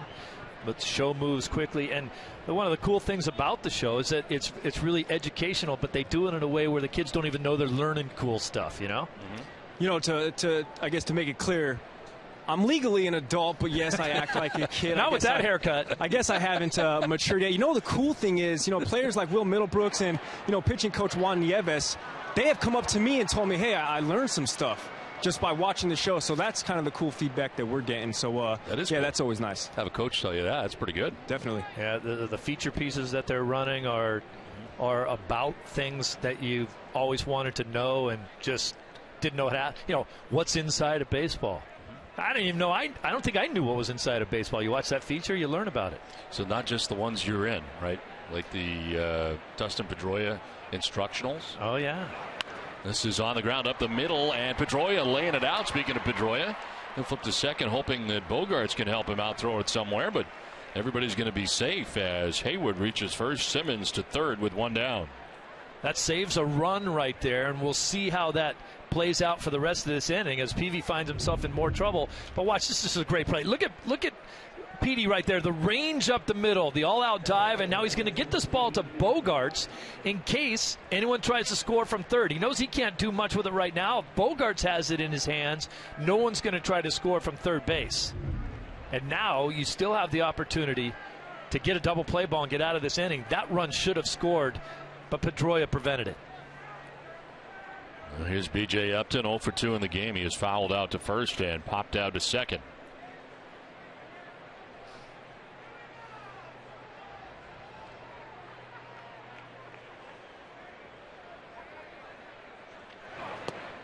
Low for ball 1. Don Orsillo, Steve Lyons, Gary Streisky from Fenway Park. Red Sox and Braves here in Game 2 of this 2-game series in Boston and Atlanta. Benefiting from a run in the third, a run in the fourth, and they enjoy a 2-0 advantage. There's your signs. There it is. Finally, the touch signs we were talking about. So David Ross technically becomes like a third base coach. Line and caught it short by Bogaerts for the second out of the inning. Sharply hit, but Bogaerts reels it in. And B.J. Upton frustrated. He's out number 2. Check out location of the pitch here. Not quite where Peavy was trying to go. Caught a little bit more of the plate. Bogaerts all over it. They're trying to get this pitch off the plate, down and away. That actually tails back almost to the inner half. But that out should give Peavy a little bit bigger bounce in his step. He knows 1 out here. He gets out of this inning.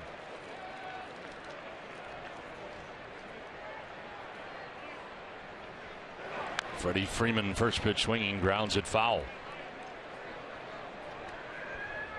I know Pedroia's won a few Gold Gloves, but he still doesn't get the credit for his defense that he deserves.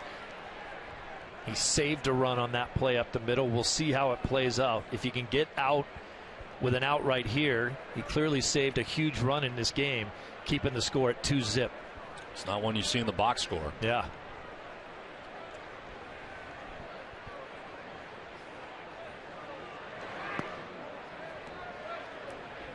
Call the ball 1-1. Going to be a little unsure for David Ross as well if you're not entirely sure that Jake Peavy saw the sign. Yeah, it's scary.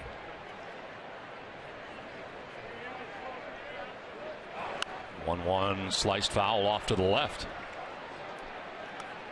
Well, the Cardiovascular Institute at Beth Israel Deaconess Medical Center invites you to join the club. The Walking Club gives free tools and tips to get you and your family walking towards better health. For more, visit bidmc.org/walking. The signs here for the infielders with runners at first and third. I think Peavy needs to go to his break-in stuff right here. Try to find a way to trick Freeman. His fastball's been catching a little bit too much of the plate in this inning.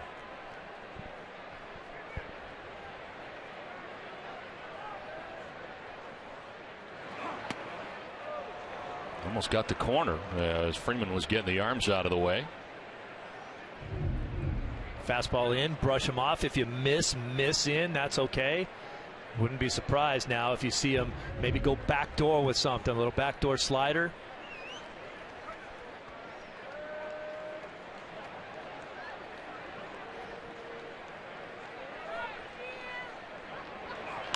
On the ground to first base, LAVARNWAY corrals it, tags the bag to end the inning. Peavy gets out of the jam as the Braves strand a pair. We're halfway through, 2-0 Atlanta.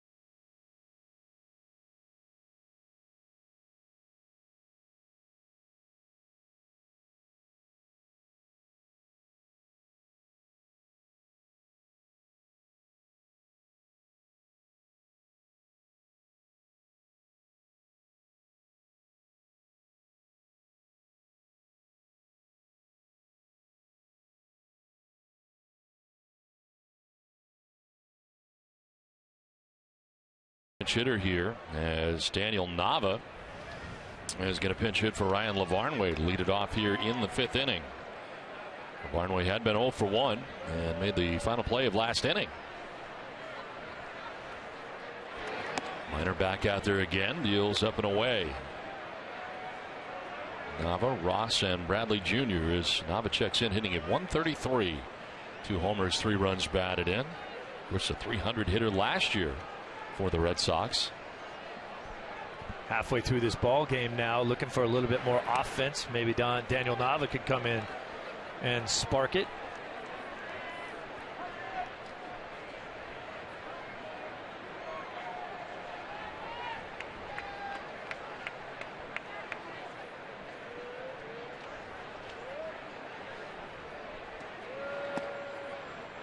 On the corner, 2-1. Minor coming in with a record of 2-3 at 3.90 earned run average. Pitching a shutout so far through the first 4 innings. Red Sox have 4 hits. Then he falls behind 3-1.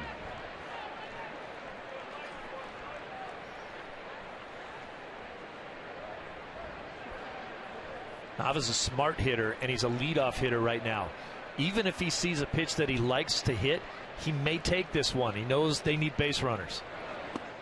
And he aired it out. Game's changed a little bit.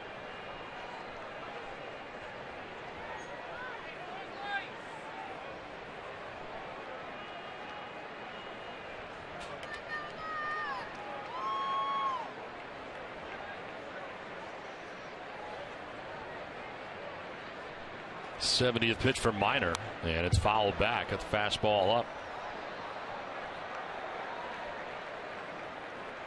You mentioning earlier Minor battling some tendonitis, but has not had any ill effects tonight. Yeah, no signs. And plus, as we talked about, his changeup and his breaking ball, excellent tonight. He hasn't been as pinpoint with that fastball, but he's gotten away with it so far.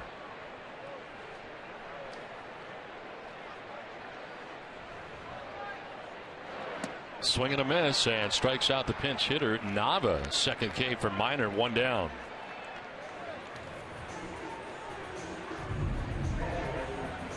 High fastball. The guys love to climb the ladder on hitters when they have them with 2 strikes. That's a pitch that looks like you can hit, but it's so difficult to get on top of it and actually drive it somewhere. Pitching line for Minor brought to you by your Eastern Lexus dealers. 71 pitches deep, 4 1/3, 4 hits, 2 Ks. There's David Ross, flied out to the center fielder B.J. Upton in the second inning.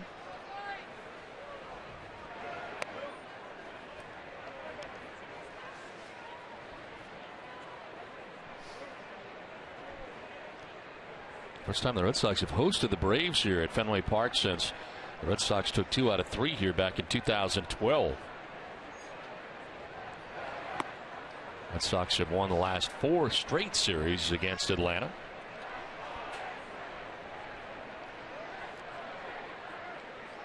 So far this year, the Red Sox are 5-3 in interleague action. That'll just miss low. 2-1.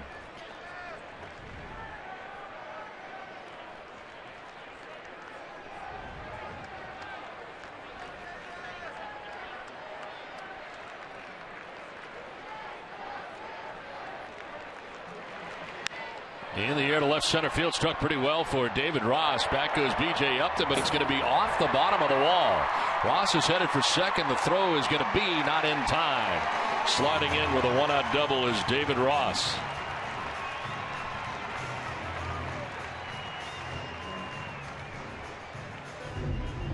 Rossi's been pretty viable. He's come up with some big extra base hits over the last few games. We know he's hitting about $180, but you can do this every once in a while. Put yourself in scoring position, maybe score a run or 2 and be as valuable as you are behind the plate. You're going to get yourself a lot more starts. 1-out runner at second. Jackie Bradley Jr. takes it downstairs for ball 1.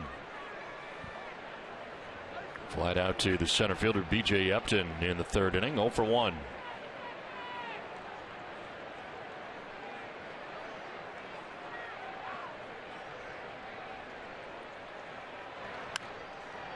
Rattled off, foul to the left, out of play.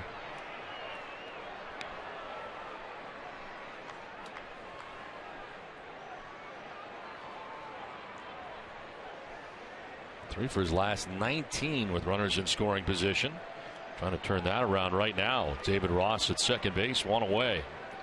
For a while, he was one of the better Red Sox hitters with runners in scoring position. Up the middle, and Simmons with a good play throws to first base. Wow, it's a pretty good range turned in right there as Ross takes third base, 2 down. Yeah, I don't get it. So far, we've seen Simmons steal a base. We've seen him range all over the infield and make some great defensive plays. Excellent range, good hands, nice strong throw. He sat out yesterday's game with a bad ankle. Moving around pretty good. Yeah, that's a good tape job. Came out of the game in Atlanta when the Red Sox were in Atlanta.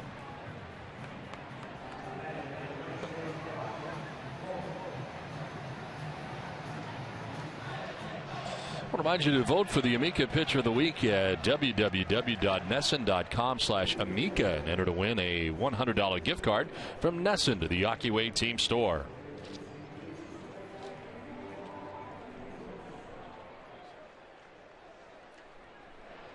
Two outs, David Ross at third base, and Brock Holt the batter. Holt has struck out and singled. Lifts a fly ball to left field. Back goes Justin Upton onto the warning track, and he won't catch it. It's off the wall. In from third comes David Ross. Brock Holt has got himself an RBI double, and the Red Sox are on the board. Second hit of the night for Brock Holt.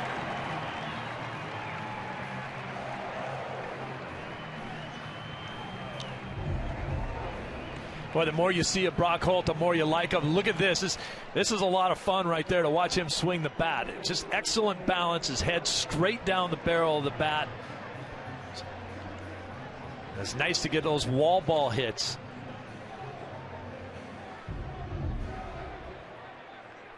Now 2 down. Holt at second base, and Xander Bogaerts the batter.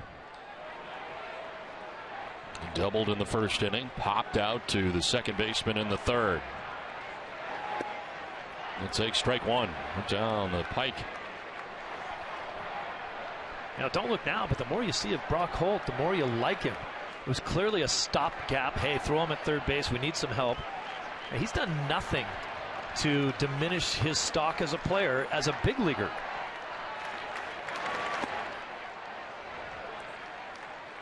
Let's take a look at our Chevy key player to watch. Xander Bogaerts has now reached base in 16 of the last 17 games.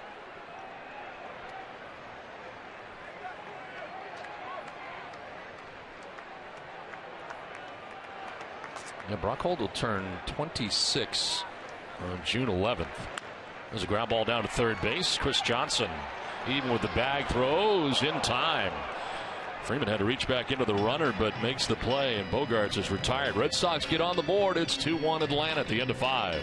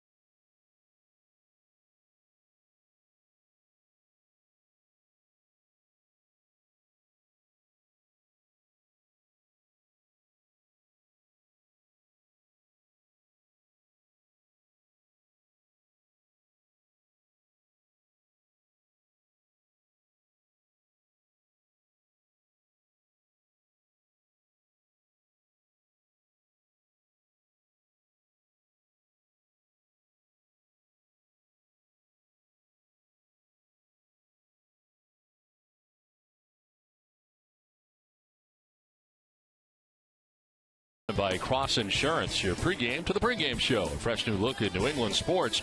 Monday through Friday, get to know Elle Duncan and Sarah Davis in this new interactive show. Stay tuned in June. They're having a good time out on the monster seats tonight as the Red Sox and Braves play along here to the 6th inning.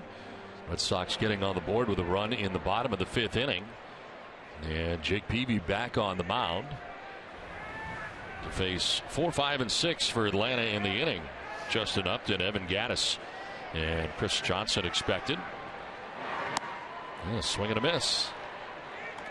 Fastball at 88 miles an hour. And up in the zone there by Justin Upton. He illustrated one of his swings last night, how pretty it is from the right-hand side, but sometimes he even looks good when he swings right through one. That's when you know you got a good swing. Yeah. You look good swinging and missing. Almost. Then I must have been beautiful. One of the best swings I've ever seen. I mean, really good. When you think about it, anytime you talk about a guy who's got a fluid, beautiful swing, you're almost always talking about a left-handed hitter. Now you think down through time, guys like Rafael Palmeiro, that swing that he had, Will Clark, Barry Bonds to a different degree. It just always seems like Ted Williams, Darryl Strawberry. Beautiful, beautiful left-handed swings. Why are you not as excited about a right-handed swing? You know, I think there's a million different philosophies out there. I think that because with a right-hander, generally if you're right-handed, you are right-handed. Your top hand is your strongest hand, and a right-hander is throwing his bat through the hitting zone. A left-hander, sort of, a lot of them are right-handed too. They're pulling the bat through the zone. It's just a prettier arc that the bat makes. More graceful. Yeah, and because right-handers are almost swinging down, kind of chopping down at the ball. It doesn't look as pretty. It's effective. Dwight Evans, who was the man of a million stances. Cal Ripken had a different stance every time he came up there. He was so top-heavy. Jim Rice, who hit a Hall of Famer, who hit 1,000,000 home runs, really didn't have the greatest swing. His wrists were just so strong, and he'd sit on a breaking ball and hit a ball 9 miles. But he was very top-handed.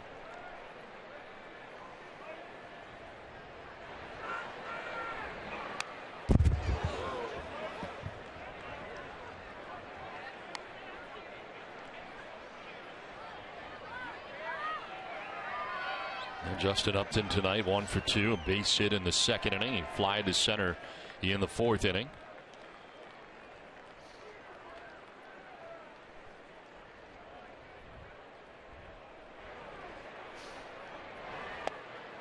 Just away. I'll tell you what, those have been some really good hard sliders that you almost get the idea that Atlanta knows it's coming. Like, I'm not trying to say that he's tipping his pitches, but they have not swung at some really nasty sliders.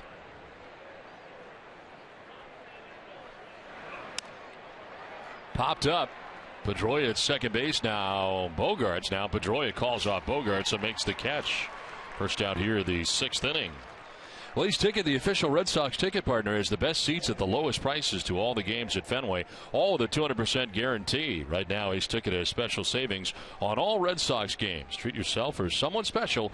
Visit Ace Ticket or call 1-800-MY-SEATS. One out here in the top of the 6th inning brings up Evan Gattis. He is flied out to the warning track in center.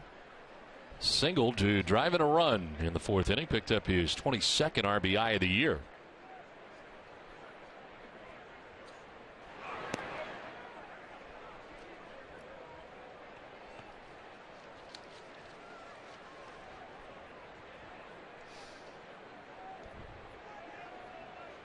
Last year, Peavy faced the Braves, but it was as a member of the Chicago White Sox right before coming to the Red Sox, July the 20th.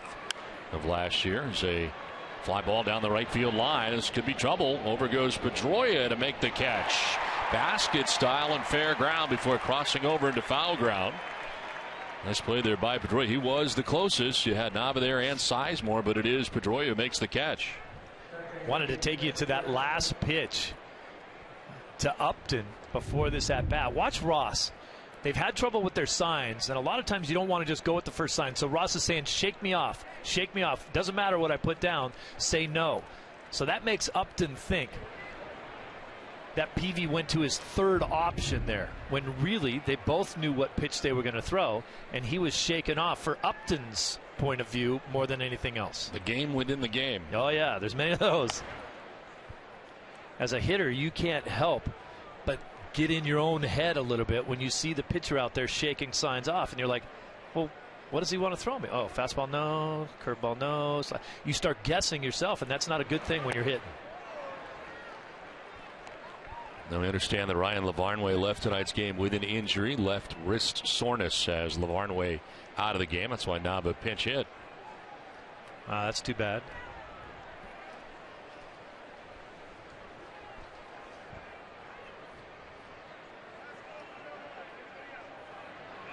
Johnson fouls it off down the right field line, down 1-2. MLB.TV Premium, the #1 live streaming sports service, is celebrating 12 years. Join the millions of subscribers. Watch every out-of-market game live and in true HD on over 400 devices. Visit RedSox.com for details. Tight one tonight from Fenway Park into the 6th inning, with the Braves holding on to a 2-1 advantage. They bats with 2 outs here and nobody on. And Johnson strikes out looking. There's the 3rd K of the night for Jake Peavy. As a 1-2-3 6th inning, it's 2-1 Atlanta.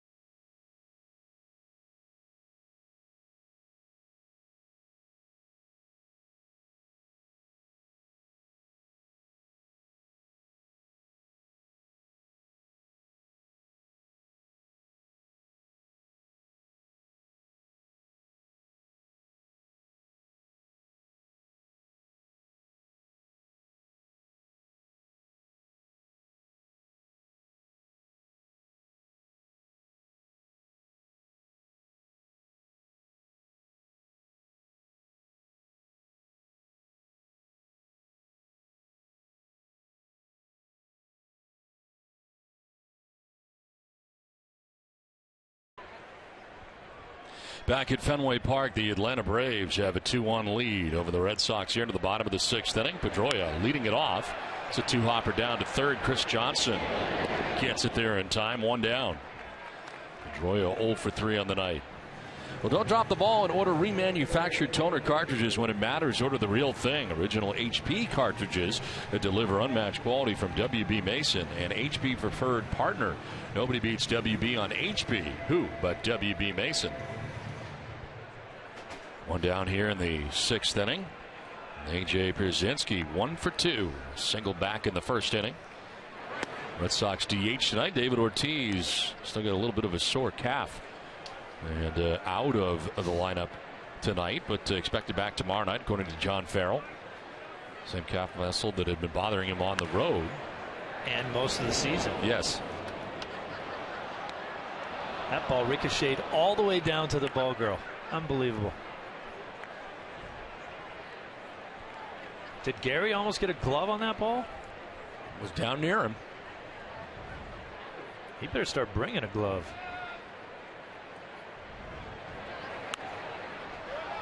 Brzezinski protecting the plate, down 0-2, fouls it off. Doesn't take long, Don. You know, we were talking about pretty left-handed swings, and someone tweeted me and said, how could you not mention Ken Griffey Jr.? And he's absolutely right, but there's probably a 50 more out there that someone could bring up too. We'll have to make it the list one of these nights. Yes. Yeah. Incorporate.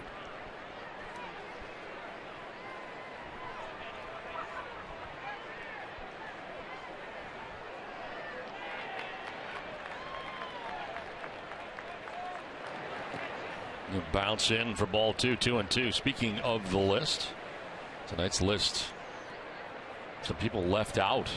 Others with Atlanta and Boston ties. Hank and Tommy Aaron. Hank had most of those homers. Tony and Billy Canigliaro, of course. I have to be honest, I did not know there was a Braves tie there. Did you know that? What's that? This is on the ground outside of first. Canigliaros and Braves. I didn't know that. Well, there's a lot I don't know, but well, join that mentoring program that we were talking about earlier, and you'll, you know, maybe you could be the mentee to Joe Castiglione. 2-2 to left field. Justin Upton is back there to make the catch in front of the warning track. Let's check in with Tom Caron for a Toyota game break. Tom?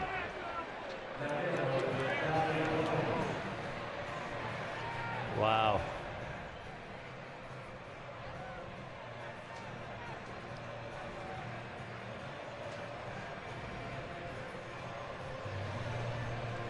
That is unbelievable. I mean, incredible. Yeah, and he's hitting everything too. Fastballs, breaking balls, doesn't matter. Now 2 down here for Johnny Gomes. Flied out to left in the first inning, singled in the 4th inning.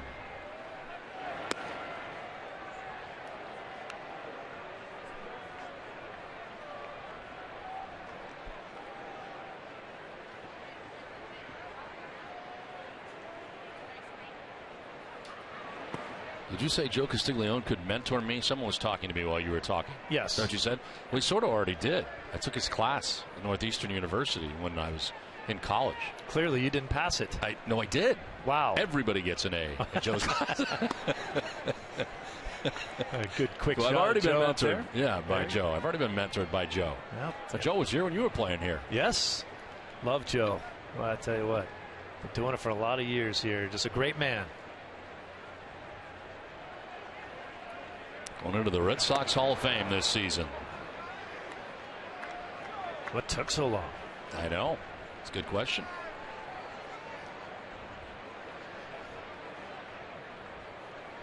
Gomes battling now. You don't see him get fooled too often when there's a lefty throwing. Coming in on him, biting in, but he fouls it off. Well, don't miss WB Extra Innings tonight right after the game. TC and Eck break down Jake Peavy's outing tonight. We'll also get post-game thoughts from John Farrell. Can't go wrong when you buy right at WB Mason. 2 down here in the bottom of the 6th inning. In the air to shallow center field. The shortstop, Simmons, takes over and handles out number 3. We're headed for the 7th from Fenway. It's 2-1 Atlanta.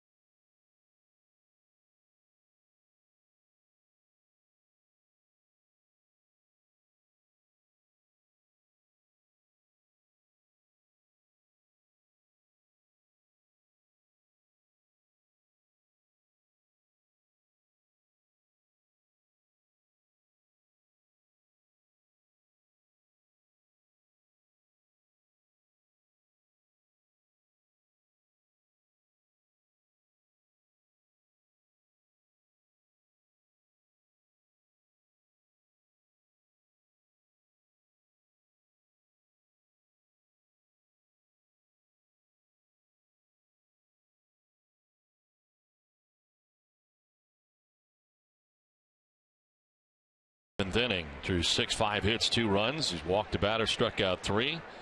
Allowed a home run to Jason Hayward in the 3rd as Ryan Doumit leads it off here for Atlanta.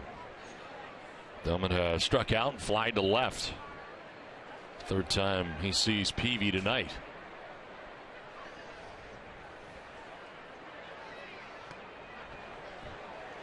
Jake had a very economical 6th and now into the 7th inning. Pretty darn good outing for him, even though he hasn't probably had his greatest stuff. Out over the middle of the plate with a lot of his fastballs, but he's had enough zip on him to get guys. 87 will get it done there. A cutter as he's able to strike out Doumit. 4th strikeout for Peavy. 1 down here in the 7th inning. That's how you use that pitch. Watch the late movement. It's on the plate. It's on the plate. Oops. Now all of a sudden it's not on the plate anymore. Make Insurance, great service, great coverage, and a great price for auto, home, or life insurance. 1 out here in the 7th inning. Tommy LaStella, second baseman for the Braves. He's grounded out to second and flied out to left. 90th pitch is in there for strike 1. Toughest pitch to hit. Wow, I think the toughest pitch to hit is a great fastball. I think maybe one of the pitches that is the last pitch for people to learn, especially kids, is a changeup. And a good changeup is one of the most effective pitches in the game today because it gives you a pitch to get a hitter off balance. Looking fastball, fastball, fastball, change of speed, get that guy out on his front foot. Doesn't hurt your arm either. Pitch outside for a ball. We were talking to Pedro last night. His changeup was pretty good. Now you see me, now you don't.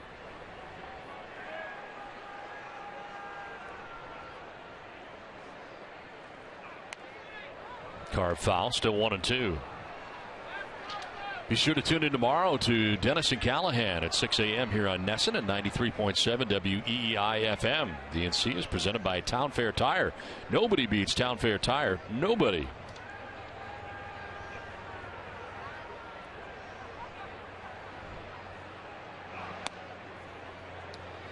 Peavy told me down in Atlanta, he said, look, I know I need to pitch better personally, but I'm the kind of guy now that really needs help from my defense. And in today's game, if you think about it, he gave up the home run, and then he balked a guy to second base, and he scored on a base hit. Down to first base. Nava's got it. Flips underhanded to Peavy, who covers the bag. 2 down here in the 7th inning. Well, Saturday morning on Dining Playbook, it's the Fenway Park Special. Check out many of the different food options in the ballpark. A visit to Sweet Cheeks Barbecue, a Fenway Frank sell-off between Billy Costa and Jenny Johnson. And David Ross talks about his favorite spots. Catch Dining Playbook Saturday mornings at 9. 2 outs in the 7th inning, and Andrelton Simmons coming up. So the Red Sox defense has really been there for Peavy. He could use a little more offense out of him. Peavy's now retired 7 Braves in a row. In the left field, punch through the left side. Second hit of the game for Andrelton Simmons. So onto that number 9 spot with 2 hits. Well, you get late in the game and you know the pitcher wants to get ahead of you, so you go up to look to ambush a pitch. First pitch, bang, hit it as hard as you can right there. You got to think that it's going to be a short leash for Peavy now, maybe some action in the pen. He's done an excellent job, and I think that he's really pitched today because I think he'll tell you, maybe not my greatest stuff. I had to battle. Stirring going on right now in the Red Sox pen. It's a ground ball towards second base. Pedroia will go to first base. That'll end the inning. It is 7th inning stretch from Fenway Park, and it's a 1-run game. That's a good outing.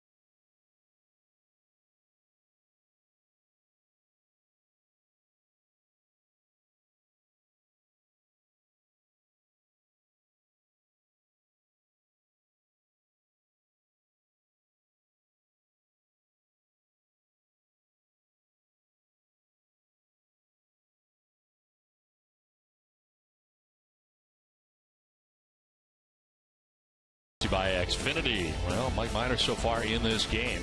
He's got 6 innings, giving up 1 run on 6 hits. Hayward 2 for 4 with a solo home run. Jake Peavy has pitched 7 innings in tonight's game, giving up 2 runs. Brock Holt with a couple of hits for the Red Sox. A tight one from Fenway tonight, both starters pitching deep into the game. And here we go to the bottom of the 7th inning. And Minor back on the mound with action in the pen as Grady Sizemore leads it off and takes ball 1. And that action is David Carpenter. This is part of the game we haven't really seen. The Braves with the lead getting late into the game. You talked about it a lot. Yep, they've got to do something right here. Carpenter will be first in, and he's the guy that goes back half of the 7th, 8th inning for them, and then Kimbrel. That's what we've talked about for 4 nights now, that the Braves, like any team that has a great back half of their rotation, you try to shorten the game down to 7 innings. Roger McDowell, the pitching coach for the Atlanta Braves. And their first strike, 1-2. Carpenter throws 95 with a wicked slider, and then it just gets better than that when you see Kimbrel.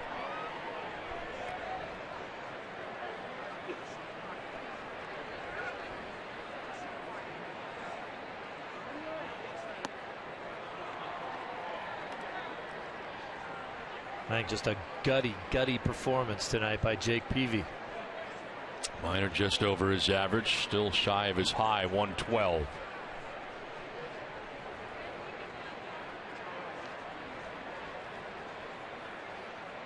Sizemore on the ground into right field, a base hit to begin things here in the last of the 7th inning. Lead runner on for Boston.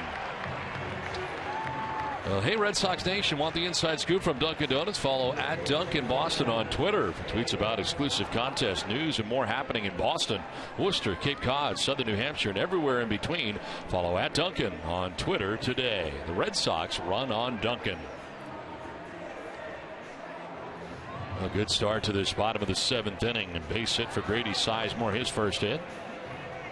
And they're on the phone right now checking on that pen as Daniel Nava gets his second look at Mike Minor. Pinch hit for Ryan LaVarnway in the 5th inning. LaVarnway leaving with a left sore wrist. Nava struck out. Now Bunting drops it down the first baseline, foul.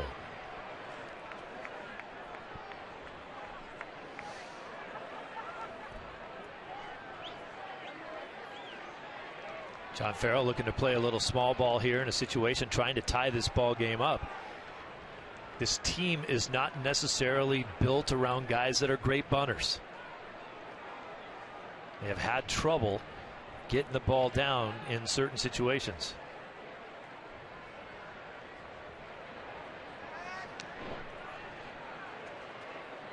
Carpenter has been joined in the pen now.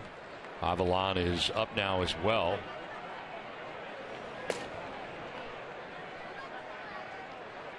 Nava should be trying to bunt the ball to this side because he has nothing better to do but charge the play. The first baseman has to hold the runner on. He's going to take strike 2. Now he's down 0-2. High strike call. Man. So that's out the window now.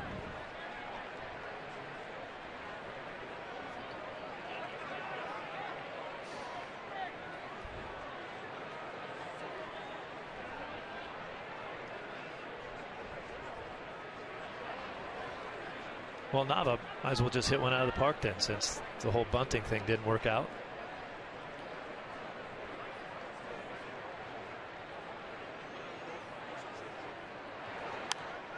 Fouls it off to the right out of play. It's amazing how many guys really cannot bunt today. I mean, you don't see a lot of great bunters in today's game. It's dying art. You know, you don't get on the highlight shows by putting down a good bunt. It's not the way the game's played anymore.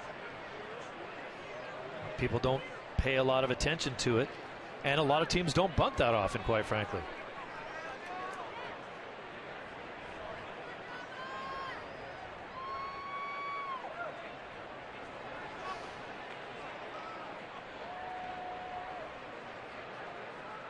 There is a whole school of thought out there that people think bunting is a bad play anyway because you're giving up a precious out late in the game.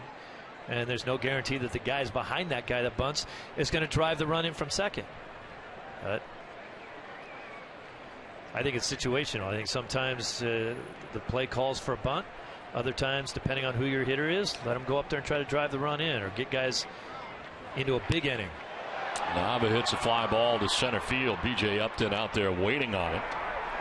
He'll make the catch for the first out of the 7th inning. Sizemore back to first. Well, don't miss Red Sox Game Day Live presented by DCU, Digital Federal Credit Union. Tomorrow at 6:30, Eck will preview Brandon Workman's start against the Tampa Bay Rays. Plus, Billy Costa and Jenny Johnson stop by for a cooking segment. DCU, Digital Federal Credit Union. What can DCU save you? 1 on, 1 out. And David Ross coming up here for the Red Sox.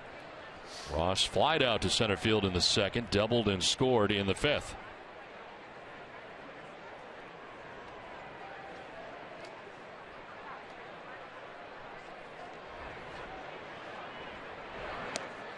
Justin Upton needs a ticket to get back in the game out there in left field. He's playing so, look at where he's playing. He's so deep. I mean, he should be in here somewhere. Any ball that's hit over his head is going to be off the wall. You're limiting your range by being that deep. Every outfielder likes to come in on the ball, but that you're giving away so many hits. Mike Minor's turning around looking at him saying, what about the ball that might get hit right in front of you? Right. Anything over his head is a hit, so he's limiting his range. He should be up in this area where if there's a ball that gets hit over his head, he can still run back and catch it. And at worst, it's going to be off the wall. Right. I mean, or gone. But in his situation, to have to field it would be off the wall. And you think of the guy last night that we had in the booth here in Manny Ramirez. At times, Manny almost looked like he was backing up the shortstop. He was so close to the infield. Johnny Gomes likes to play a little bit more of a shallow. Now, when you're shallower, you take away your range right to left a little bit, but that wall's so close, you know, it's still only a double. No matter what, it gets to the wall, you throw it back in, it's a double. You're giving away hits playing that deep. Swing and a miss chasing is Ross. That's just a product of a team that does not play here on a regular basis. A little bit more nervous. It is a scary feeling playing more shallow. He's kind of playing a normal depth for left field, but this isn't a normal left field to play. Like, he's what, 6 or 7 steps from the wall? Hello, Justin. Now, the caveat there also is that Justin Upton is the offensive Upton brother, not as good a defensive player. BJ's in center field, not as good as an offensive player, and he can go run him down.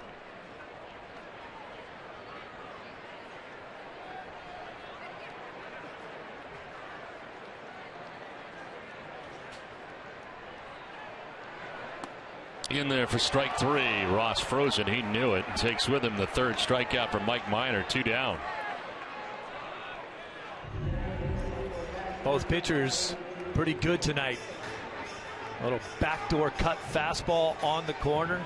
Ross sees a lot of those when he's catching. He doesn't like to see it so much when he's hitting. Now 2 down. Grady Sizemore led this inning off of the base hit, has not been able to advance. Still at first. There's Jackie Bradley Jr. looking for his first hit of the night. Bradley has fly to center and bounced to short.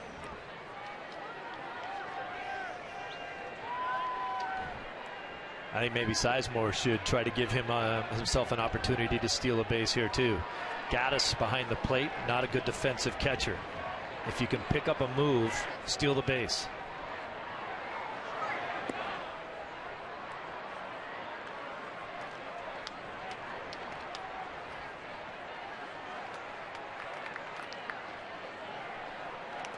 On deck, the top of the Red Sox order, Brock Holt, who's had a good night tonight.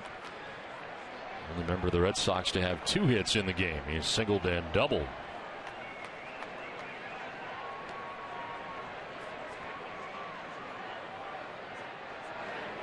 On the ground to short. Simmons will go to first base for the out that ends the inning. Well, the inning started well, but the Red Sox couldn't advance the runner at first and trail 2-1.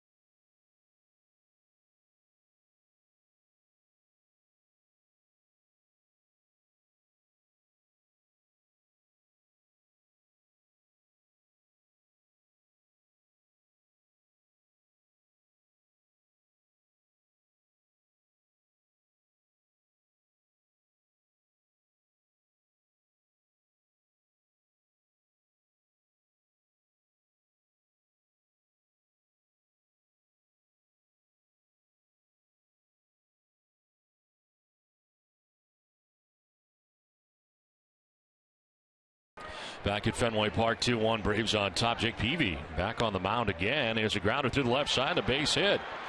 B.J. Upton with a hit to get things started here in the 8th inning for the Braves. Peavy back out there again. They did have action in the pen, but he's back out there to begin the 8th and gives up a base hit to B.J. Upton with Burke Badenhop now up in the Red Sox pen. The Braves have done a good job of going up there looking for pitches to hit early in the count when they know Peavy's at that point in the game for him where he's trying to get ahead quickly.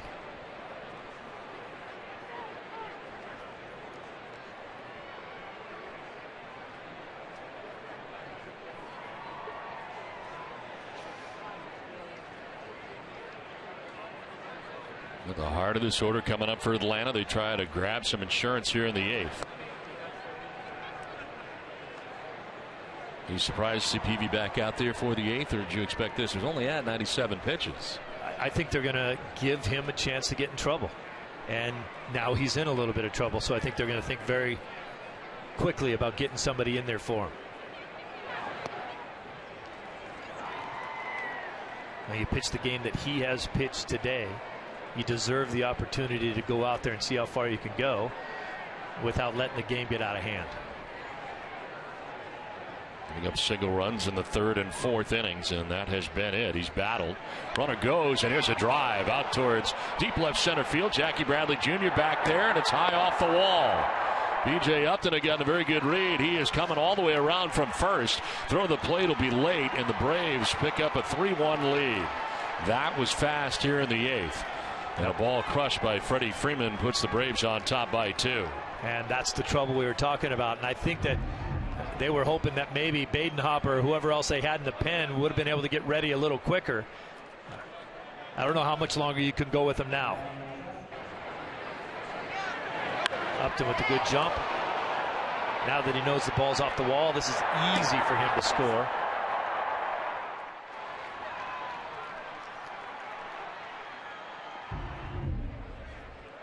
So a double for Freddie Freeman, who picks up the RBI. And here is Justin Upton trying to bring Freeman in.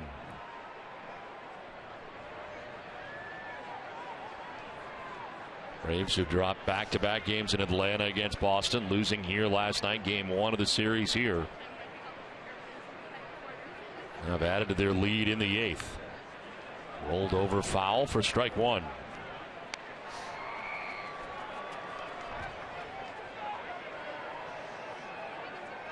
Out goes Ross to talk to Peavy. I don't think that's a go talk to Peavy just to get Badenhop more time, but I am a little surprised that they're still going with Peavy in this situation. You had Andrew Miller up at the end of last inning. He had the look of a guy who is going to be coming in. Yep. I don't mind Peavy going out for this inning, but as I said, you got to have a really short leash with him because he's done a good job, but he's been out there a while.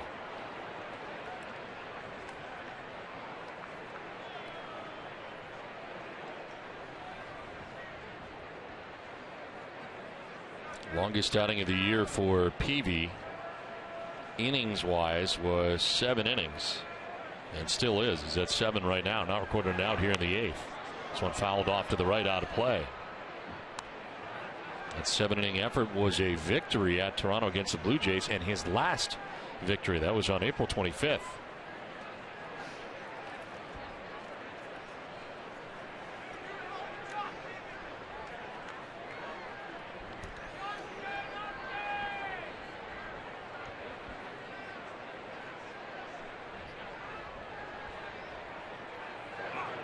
On the ground towards second base, Pedroia's got it. Took a look at third, but fires to first.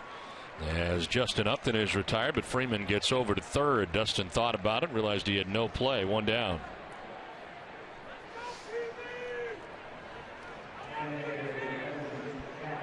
Evan Gattis coming up here for Atlanta.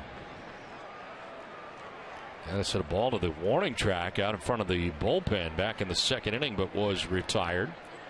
Singled in the 4th inning and then popped out to second base in the 6th inning.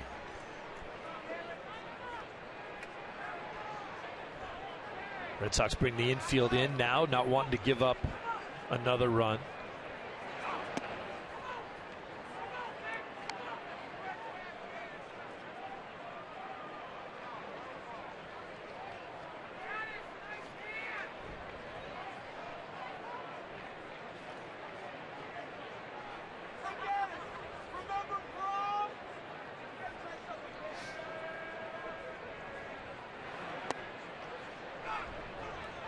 Here's something that middle infielders learn very early, maybe in high school, as you see them back up after the pitch is thrown. You'll see both those guys, Pedroia and Bogaerts, move to the center of the infield.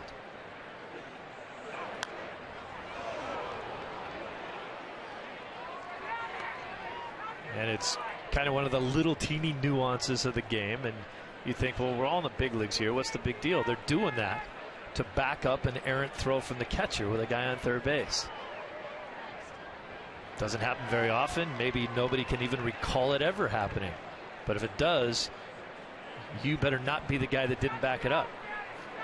So both Pedroia and Bogaerts will slide over to the middle to make sure that there's not an overthrow, and it ends up in center field, and Freddie Freeman walks home with another run.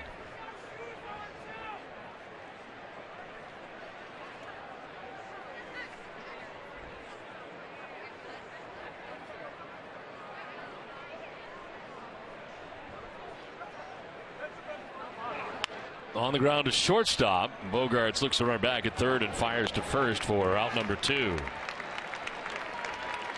So 2 away, and Freeman still at third base. I'll remind you, tomorrow at 6, don't miss Red Sox first pitch presented by Men's Warehouse, proudly introducing Joseph Aboud.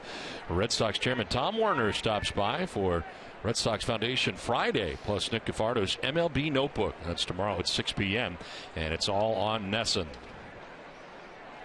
2 down, Freddie Freeman at third base, and Chris Johnson, the batter, 0 for 3. Johnson has struck out twice and fly to center. There's your middle infielders going to the middle. It's a hassle, I got to tell you. If you're the player, you're like, oh, I got to go back and back up every pitch. But as I said, you better be there if there's an overthrow.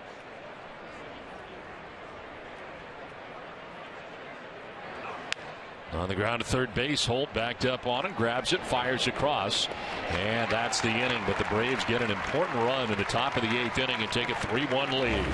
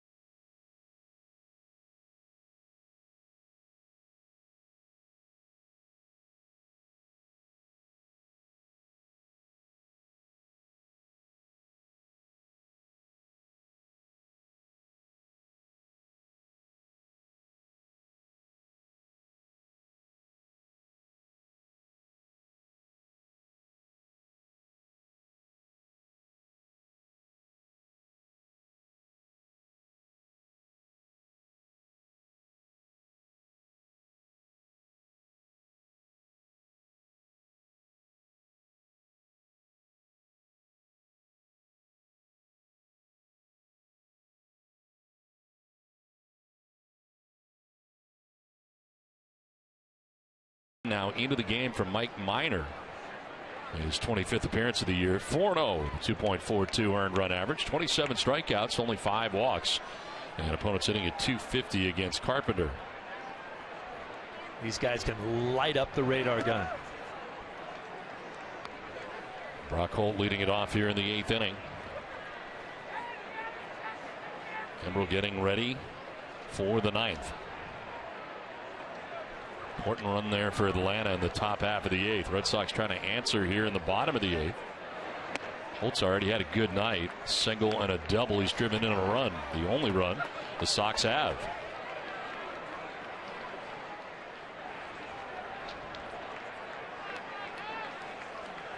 Carpenter striking out 27 hitters and 22 in a 3rd innings pitched. There's a strike call to Holt, 2-1.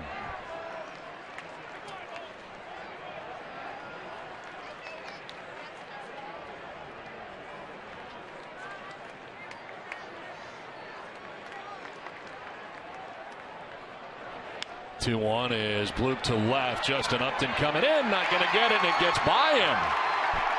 So Simmons runs out there, the shortstop, to back him up, and into second base goes Holt. See how they rule this. Justin Upton, I'm not sure he got a glove on it or not, but it gets by him. It's probably going to be ruled a double. It's just a bad defensive play in left field. We already talked earlier about the fact that he plays too deep. This is a classic example. This one's dropping in front of him. But now you got to pull up and make this play. Can't afford to let this ball get by you and get the guy into scoring position.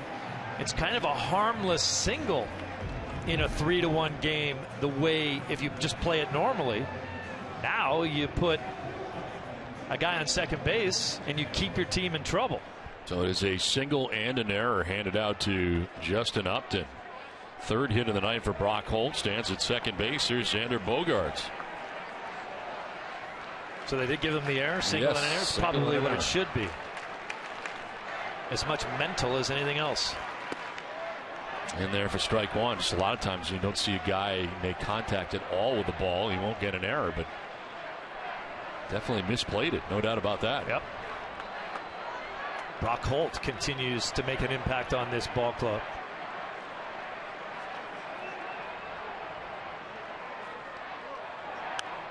Fouled off to the right. Carpenter jumps ahead 0-2. By the way, Carpenter consistently over 95 miles an hour. That one, 97.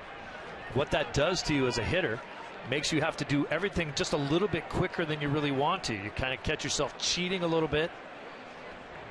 And then, as I told you before, this guy's got a pretty devastating slider, too. You start cheating on the fastball to try to get to it. He throws you that slider. You can't react in time. Wow.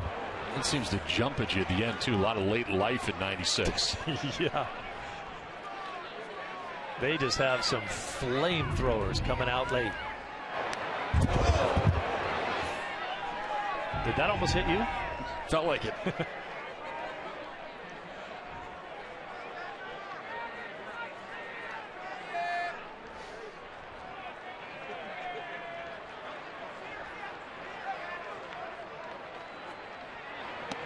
Bogaerts thought about it, lays off.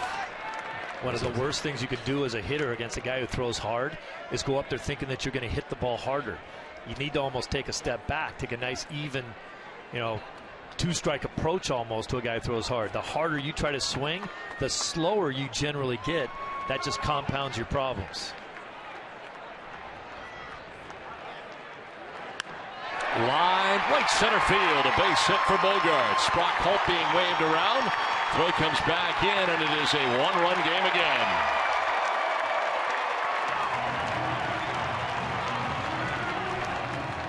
So the Sox are quick to answer here on the bottom of the 8th inning against David Carpenter.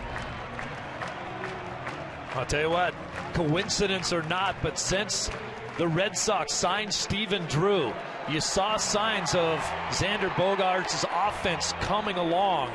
And he's a big league hitter right now and has been since he's been here. Defensively is where they've had questions. He's been a better defensive player since that. A little internal pressure a lot of times is good for a team. Bogaerts at first, nobody out. Pedroia will take strike one. Red Sox have double-barreled action. Capuano on the left, Koji Uehara on the right. David Ortiz with a bat in hand.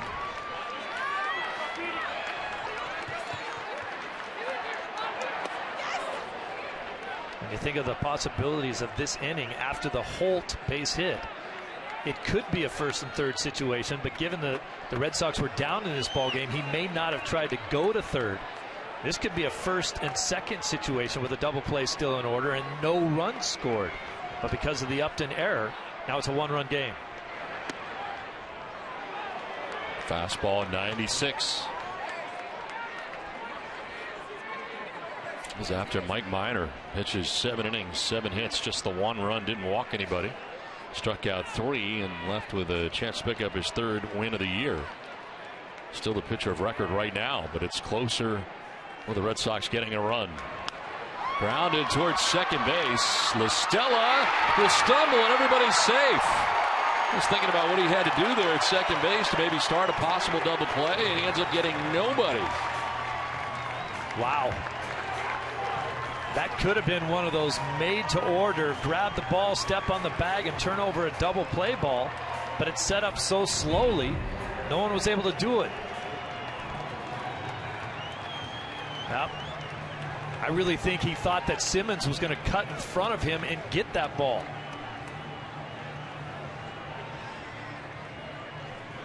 LaStella figured he was the backup in that situation, thought that Simmons was going to come across, glove it, step on the bag, and turn the double play, and he was surprised to realize that he actually had to catch the ball. They have ruled it a base hit. Sure.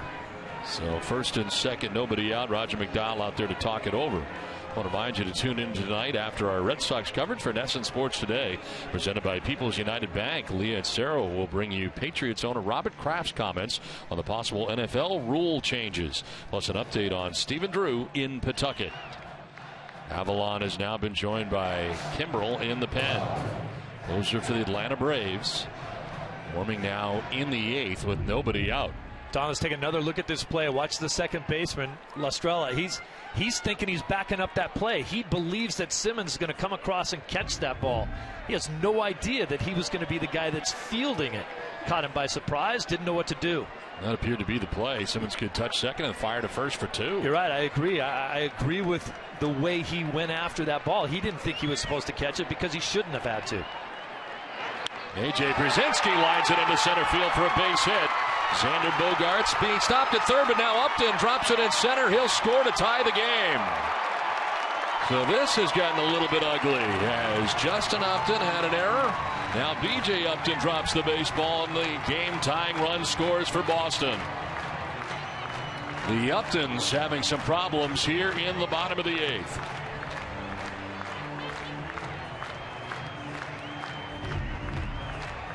How about the Red Sox, the way they come on up, attacking offensively, and for the most part staying in the middle of the field, not trying to do too much. Justin, or BJ, just taking his eye off that ball right there. Bogaerts was not being sent. He was being held up at third base. Yeah, he was fully stopped. The only reason why he scored was because the ball was dropped in center field. When you think about it, you had 2 errors by an Upton. That ball up the middle on LaStrella could have been an error as well. I agree with the hit, but it could have been 3 errors in this inning. Infield in now, first and third. Go ahead run for the Red Sox at third base, and Pedroia still nobody out. Johnny Gomes takes strike 1. 97 that time from Carpenter.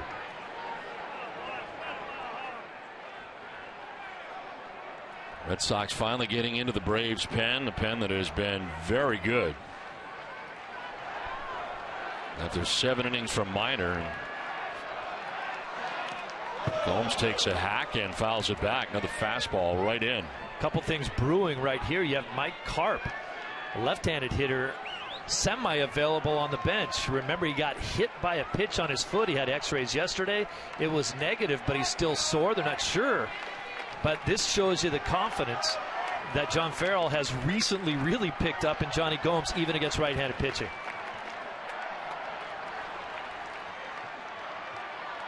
Oh, 0-2 pitch, and Gomes strikes out.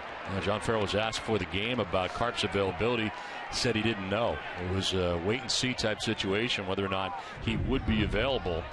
Gomes strikes out. Because this would have been a time to have a left-handed hitter up there. Gomes, as we said, under 200 against right-handed pitching, over 300 against lefties. And Carpenter's just a guy that pretty much overmatched Gomes. This game is now tied 3-3. The pitching change from Fenway. Avalon coming in here now for the Braves.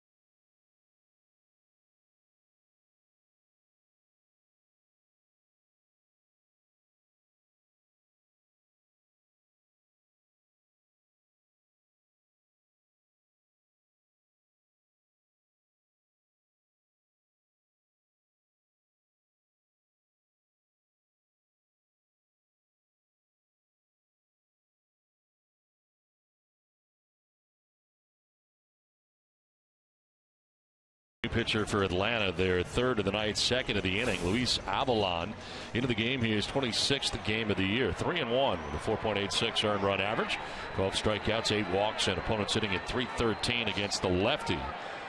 And he's Sizemore, 1 for 3 in the game. He'll foul it off to left, out of play. Avalon's been no stranger to the Red Sox in this series. They've run him out there a few times.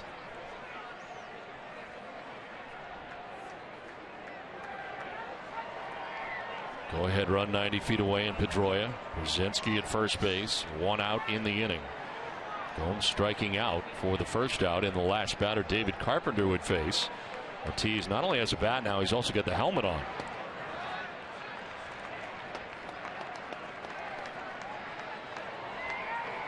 Nava on deck for now. Now here comes Ortiz now. He will not be on deck for long. Here comes David.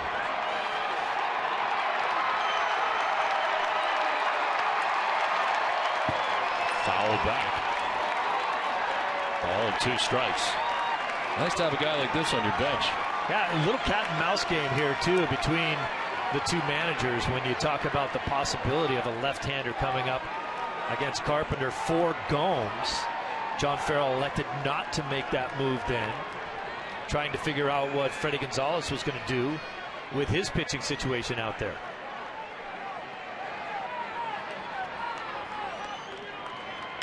Sizemore grounds it foul.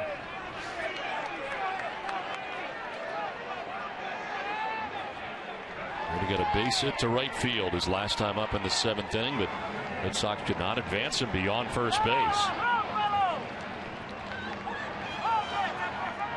Sizemore runs well still, but you got to try to lift this ball, get it into the air, keep yourself out of a double play situation that would end the inning. Swing and a miss, and Sizemore strikes out. It's a big out for Avalon. Second out of the 8th inning.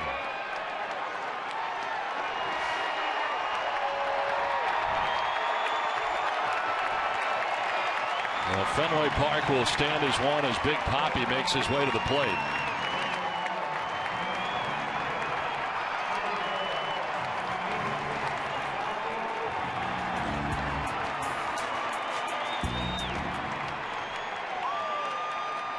Big spot right here for David.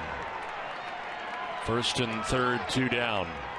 Go ahead run 90 feet away. David at 270. 12 homers, 30 runs batted in. Scratched just before the game. Ailing calf muscle. But here he is pinch hitting in the 8th.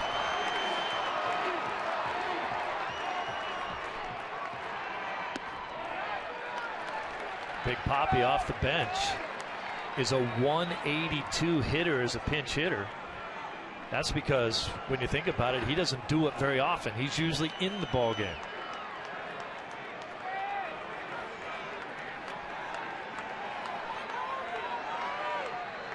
David asks for time, backs out.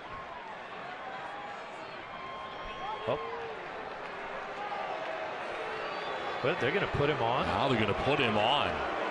Down 1-0. The philosophy has changed here. They're not going to deal with Big Papi at all. They're going to take their chances with David Ross with the bases loaded. Interesting. Freddie Gonzalez took one pitch to think about it and then changes his mind. Well, sometimes you just don't notice what's going on. Obviously, you think those guys are paying attention, but there's been a lot of stuff going on in this inning, especially defensively for the Braves. And I think Freddie finally looked up and said, well, wait a minute. I got a guy who's hitting a .172 coming up behind Big Papi. And now you're going to probably see Kimbrel come into the game. So bases loaded, 2 down. The Red Sox have tied the score with 2 runs here in the bottom of the 8th inning. Mike Carp has now got a helmet as well as they are talking it over here and trying to match this up. Pitching change from Fenway.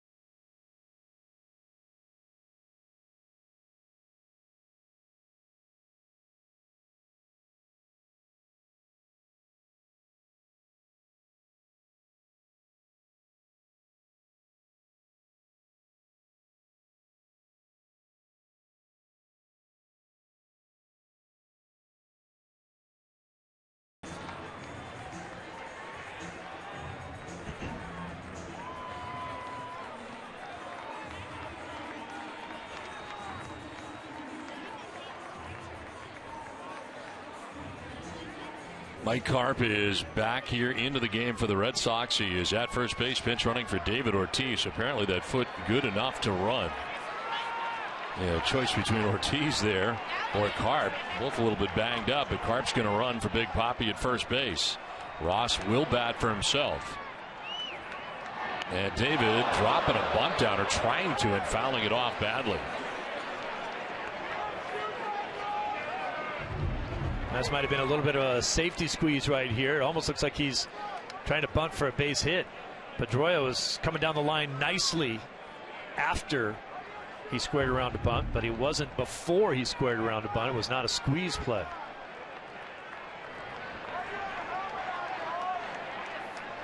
Kimbrough looks like a praying mantis before he delivers a pitch. Inside at 97.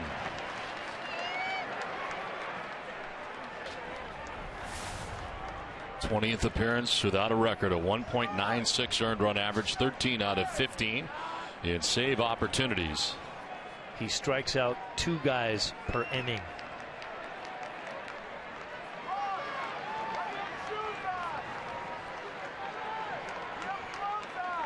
Ross in the air to left field. Back goes Justin Upton. He's got room, and he'll make the catch that ends the inning. The Red Sox get 2 runs and tie this game up 3-3 as we head for the 9th.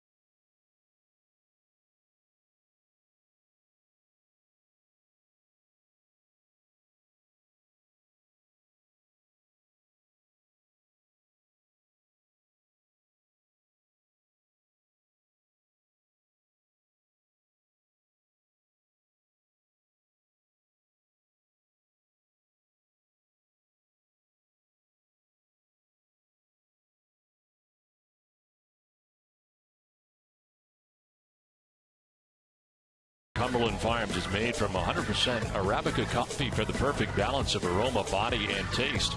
Stop in today for a cup of do-it-yourself coffee perfection for only 99 cents, any size. Now the Red Sox able to tie it up with 2 runs in the bottom of the 8th inning. A chance to do more, but still tied here at 3-3. Mike Karp stays in the game at first base after Nava was hit for by Ortiz and run for by Karp. Koji Uehara, Red Sox closer in here in the tie game. 22nd appearance, 0.87 earned run average, and a liner to right field. Ryan Domet starts off this 9th inning with a base hit.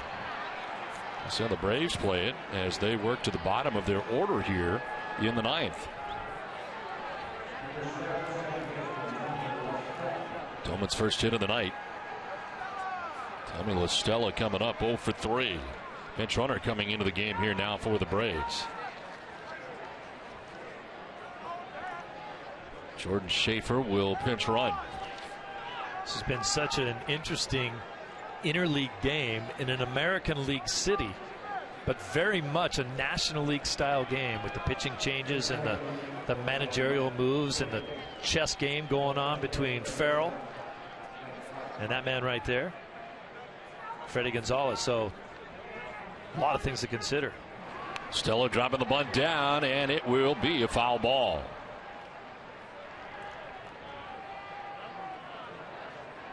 John Farrell was waiting for the right time to use his big bullet, David Ortiz, and then once he did get him in the game, Freddie Gonzalez said, I'm taking that one away from you. I'm going to put him on base and then bring in my big gun.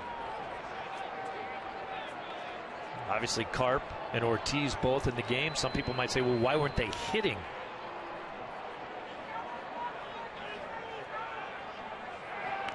One try again. This one is better. And Uehara had trouble getting it out of the glove initially, but fires to first base, and the sacrifice is complete. Pedroia covered the bag at first as Schaefer takes second on the sacrifice. Well, there's your small ball that people like to see. Drops it down perfectly to the right side of the infield because Carp, the first baseman, has to hold the runner so he can't get as good a jump. That way your runner can basically walk into second base. You know, the dynamic that Farrell was going through and the decisions he had to make, especially with Ross coming to the plate, his catcher. If you hit for Ross, that puts Brzezinski in as catcher. He's your DH, which means your pitcher is now in the ball game. I don't think Farrell is willing to do that in the 8th inning of a game. That may go extras. Andrelton Simmons, the batter. He'll take strike one. Simmons with 2 hits tonight from the number 9 spot, a single in the 5th inning and a single in the 7th inning. He's also stolen a base tonight. Andrelton Simmons is best when he's going opposite field. Got a naturally opposite field swing. On the ground to shortstop, pulls this, and Bogart's throw will get there in plenty of time. No advance for the base runner, 2 down. So didn't move the runner along, and Simmons is out number 2 of the 9th. Say Simmons sometimes gets Rafael Furcal disease, where he hit a home run about 10 days ago, and then he wants to pull everything. And then you kind of go south for a while instead of doing what you do best. So now Jason Hayward, who's had a 2-hit night, and that includes his 5th home run of the year back in the 3rd inning, an infield hit in the 5th.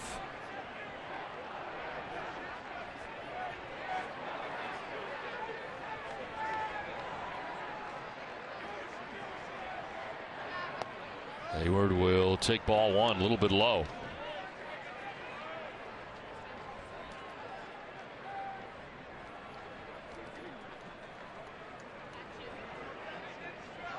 Jake Peavy working the first 8 innings tonight for the Red Sox, longest outing of the year for Peavy. There's a strike, 1-1.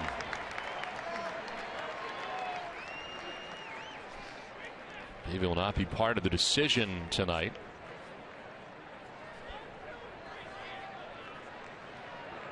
Allowed 3 runs in 8 innings on 8 hits. Walked 1, struck out 4. Hayward with a swing and a miss. Looks a lot faster than 88. Reaction to the batter, 1-2.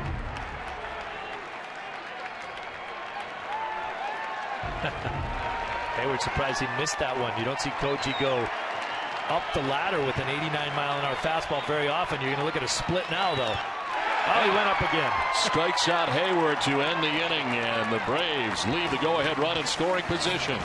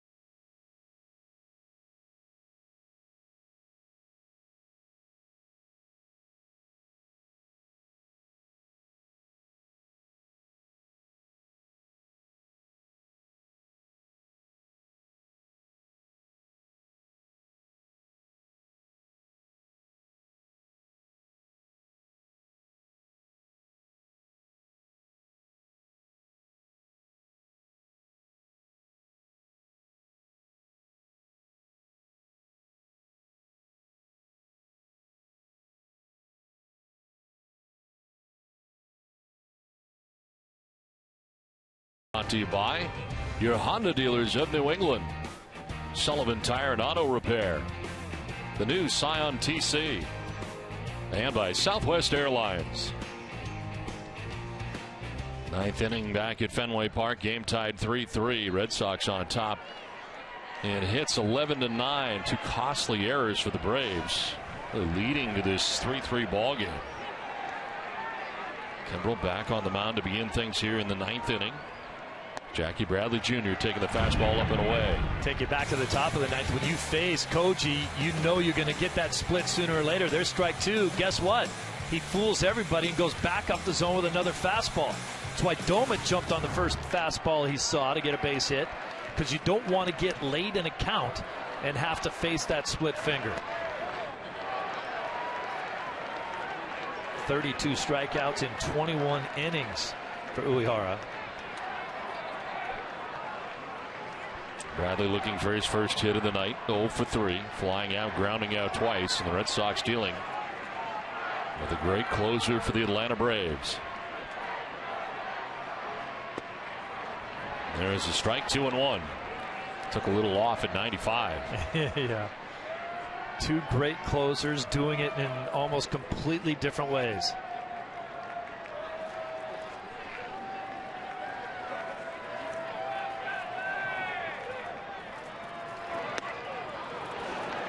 Three and one. Kimbrel is just 2 saves shy of John Smoltz's franchise record of 154 career saves. He'll be the all-time leader here in the not-too-distant future.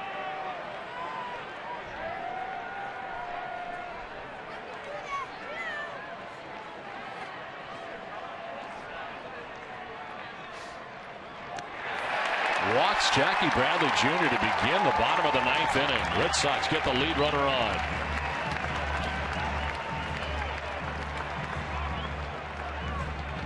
Well, stay tuned tonight following WB Mason's extra innings for Red Sox Final, presented by Assurance. TC and Echo have viewer tweets. Use hashtag Sox Final to get your tweet on the air, plus a preview the upcoming series against the Tampa Bay Rays. Lead runner on for Boston here in the bottom of the ninth inning. Brock Holt's had a good night tonight. 3-hit performance from the top spot in the Red Sox order. Throw to first, and Jackie Bradley back to the bag. Kimbrel was the second youngest pitcher to 100 saves. Francisco Rodriguez was the fastest. Kimbrel, at just 24 years old, reached that mark. Holt shows bunt, pulls back, and takes a strike over the inside corner. One sacrifice bunt this year for Brock Holt. Ryan Butterfield going through the signs for all involved.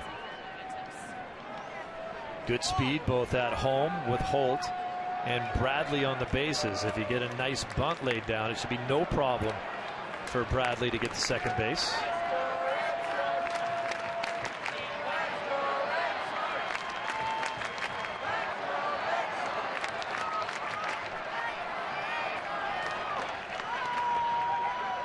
Throw to first, almost threw it away.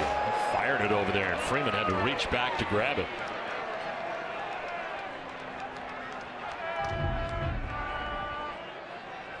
Wow. He's throwing it 100 over to Freeman, too. Holt pulls it back and takes ball one. Did he go? They'll check. No, did not punch yet. It's his James Hoy, third base umpire. One of the reasons why you'll see Kimbrel throw over to first a fair amount, if he thinks there's a guy with speed over there like Bradley has, is that he's fairly slow to the plate.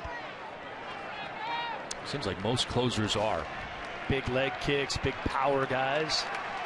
They're not used to having people on.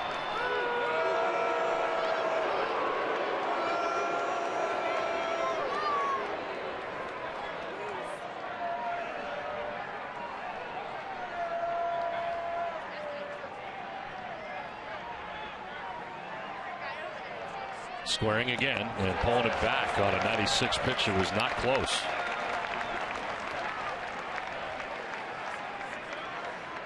Red Sox hitters have done a great job against this back end of the rotation. We've been talking about Carpenter and Kimbrel for 3 days now. Great patient at bats, scoring runs, a couple of them off Carpenter, and tying this game up.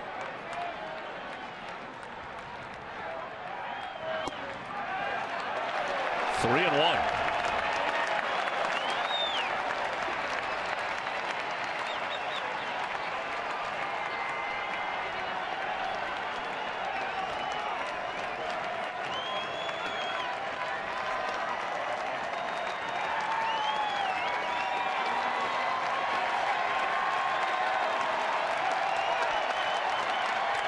It's been 6 days since Kimbrel has worked. Ball 4, and he's looking a little rusty. And it shows. Back-to-back walks in the bottom of the 9th inning. Now, for every Red Sox hit this month, Echo Store Technologies will donate $50 to the Greg Hill Foundation. Echo Store and the Greg Hill Foundation respond immediately to improve the lives of local families touched by tragedy. To learn more, log on to echostore.com. Echo Store Technologies, your data center solutions provider. 2 on, nobody out, last of the 9th inning. Xander Bogaerts, couple of hits tonight, a double and a single. He's driven in a run. Game in the balance right here. Nobody out in the 9th.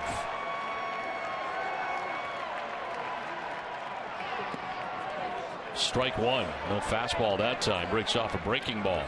Well, there's going to be the small ball proponents who are going to be saying, all right, in this situation, why are you not dropping a bunt down? I think that John Farrell, and he may still bunt, but I think he may give Bogaerts one shot and say, hey, pick out a good pitch and hit it. If you don't, maybe they'll think about bunting. But right now, Xander Bogaerts may be John Farrell's best hitter, and he may be saying, I have my best hitter at the plate. Let him swing the bat. Rolls it over, foul, and is down 0-2. He's yet to see a fastball yet. Double yet. Does that mean he's seen 2? No. It's not like a double negative, no. is it? My point was he hasn't seen one at all. It seems amazing to not see a fastball from a guy who throws 98.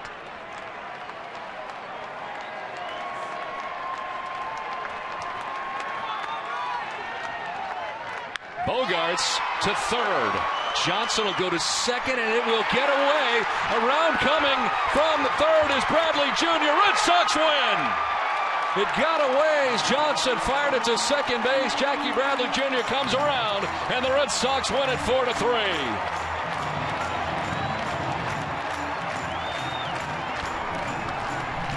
An ugly night defensively for the Atlanta Braves. Gets uglier. And that was just a fantastic play by Johnson, trying to make that play, and then maybe tried to make too much out of it, throwing the ball in there to second base. They couldn't handle it down there, but whoa, bad. Some ugly defense late in this game for the Braves, and some really outstanding at-bats from the Red Sox.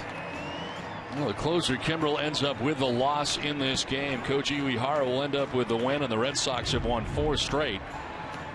Watch this play by Johnson. This is a hot smash. A great at-bat by Xander Bogaerts down the count. Look at Johnson sprawling out, saving it.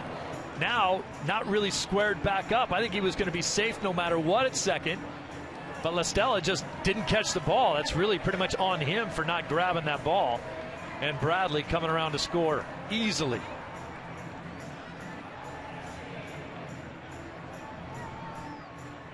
Let's send it down to Gary Streisky.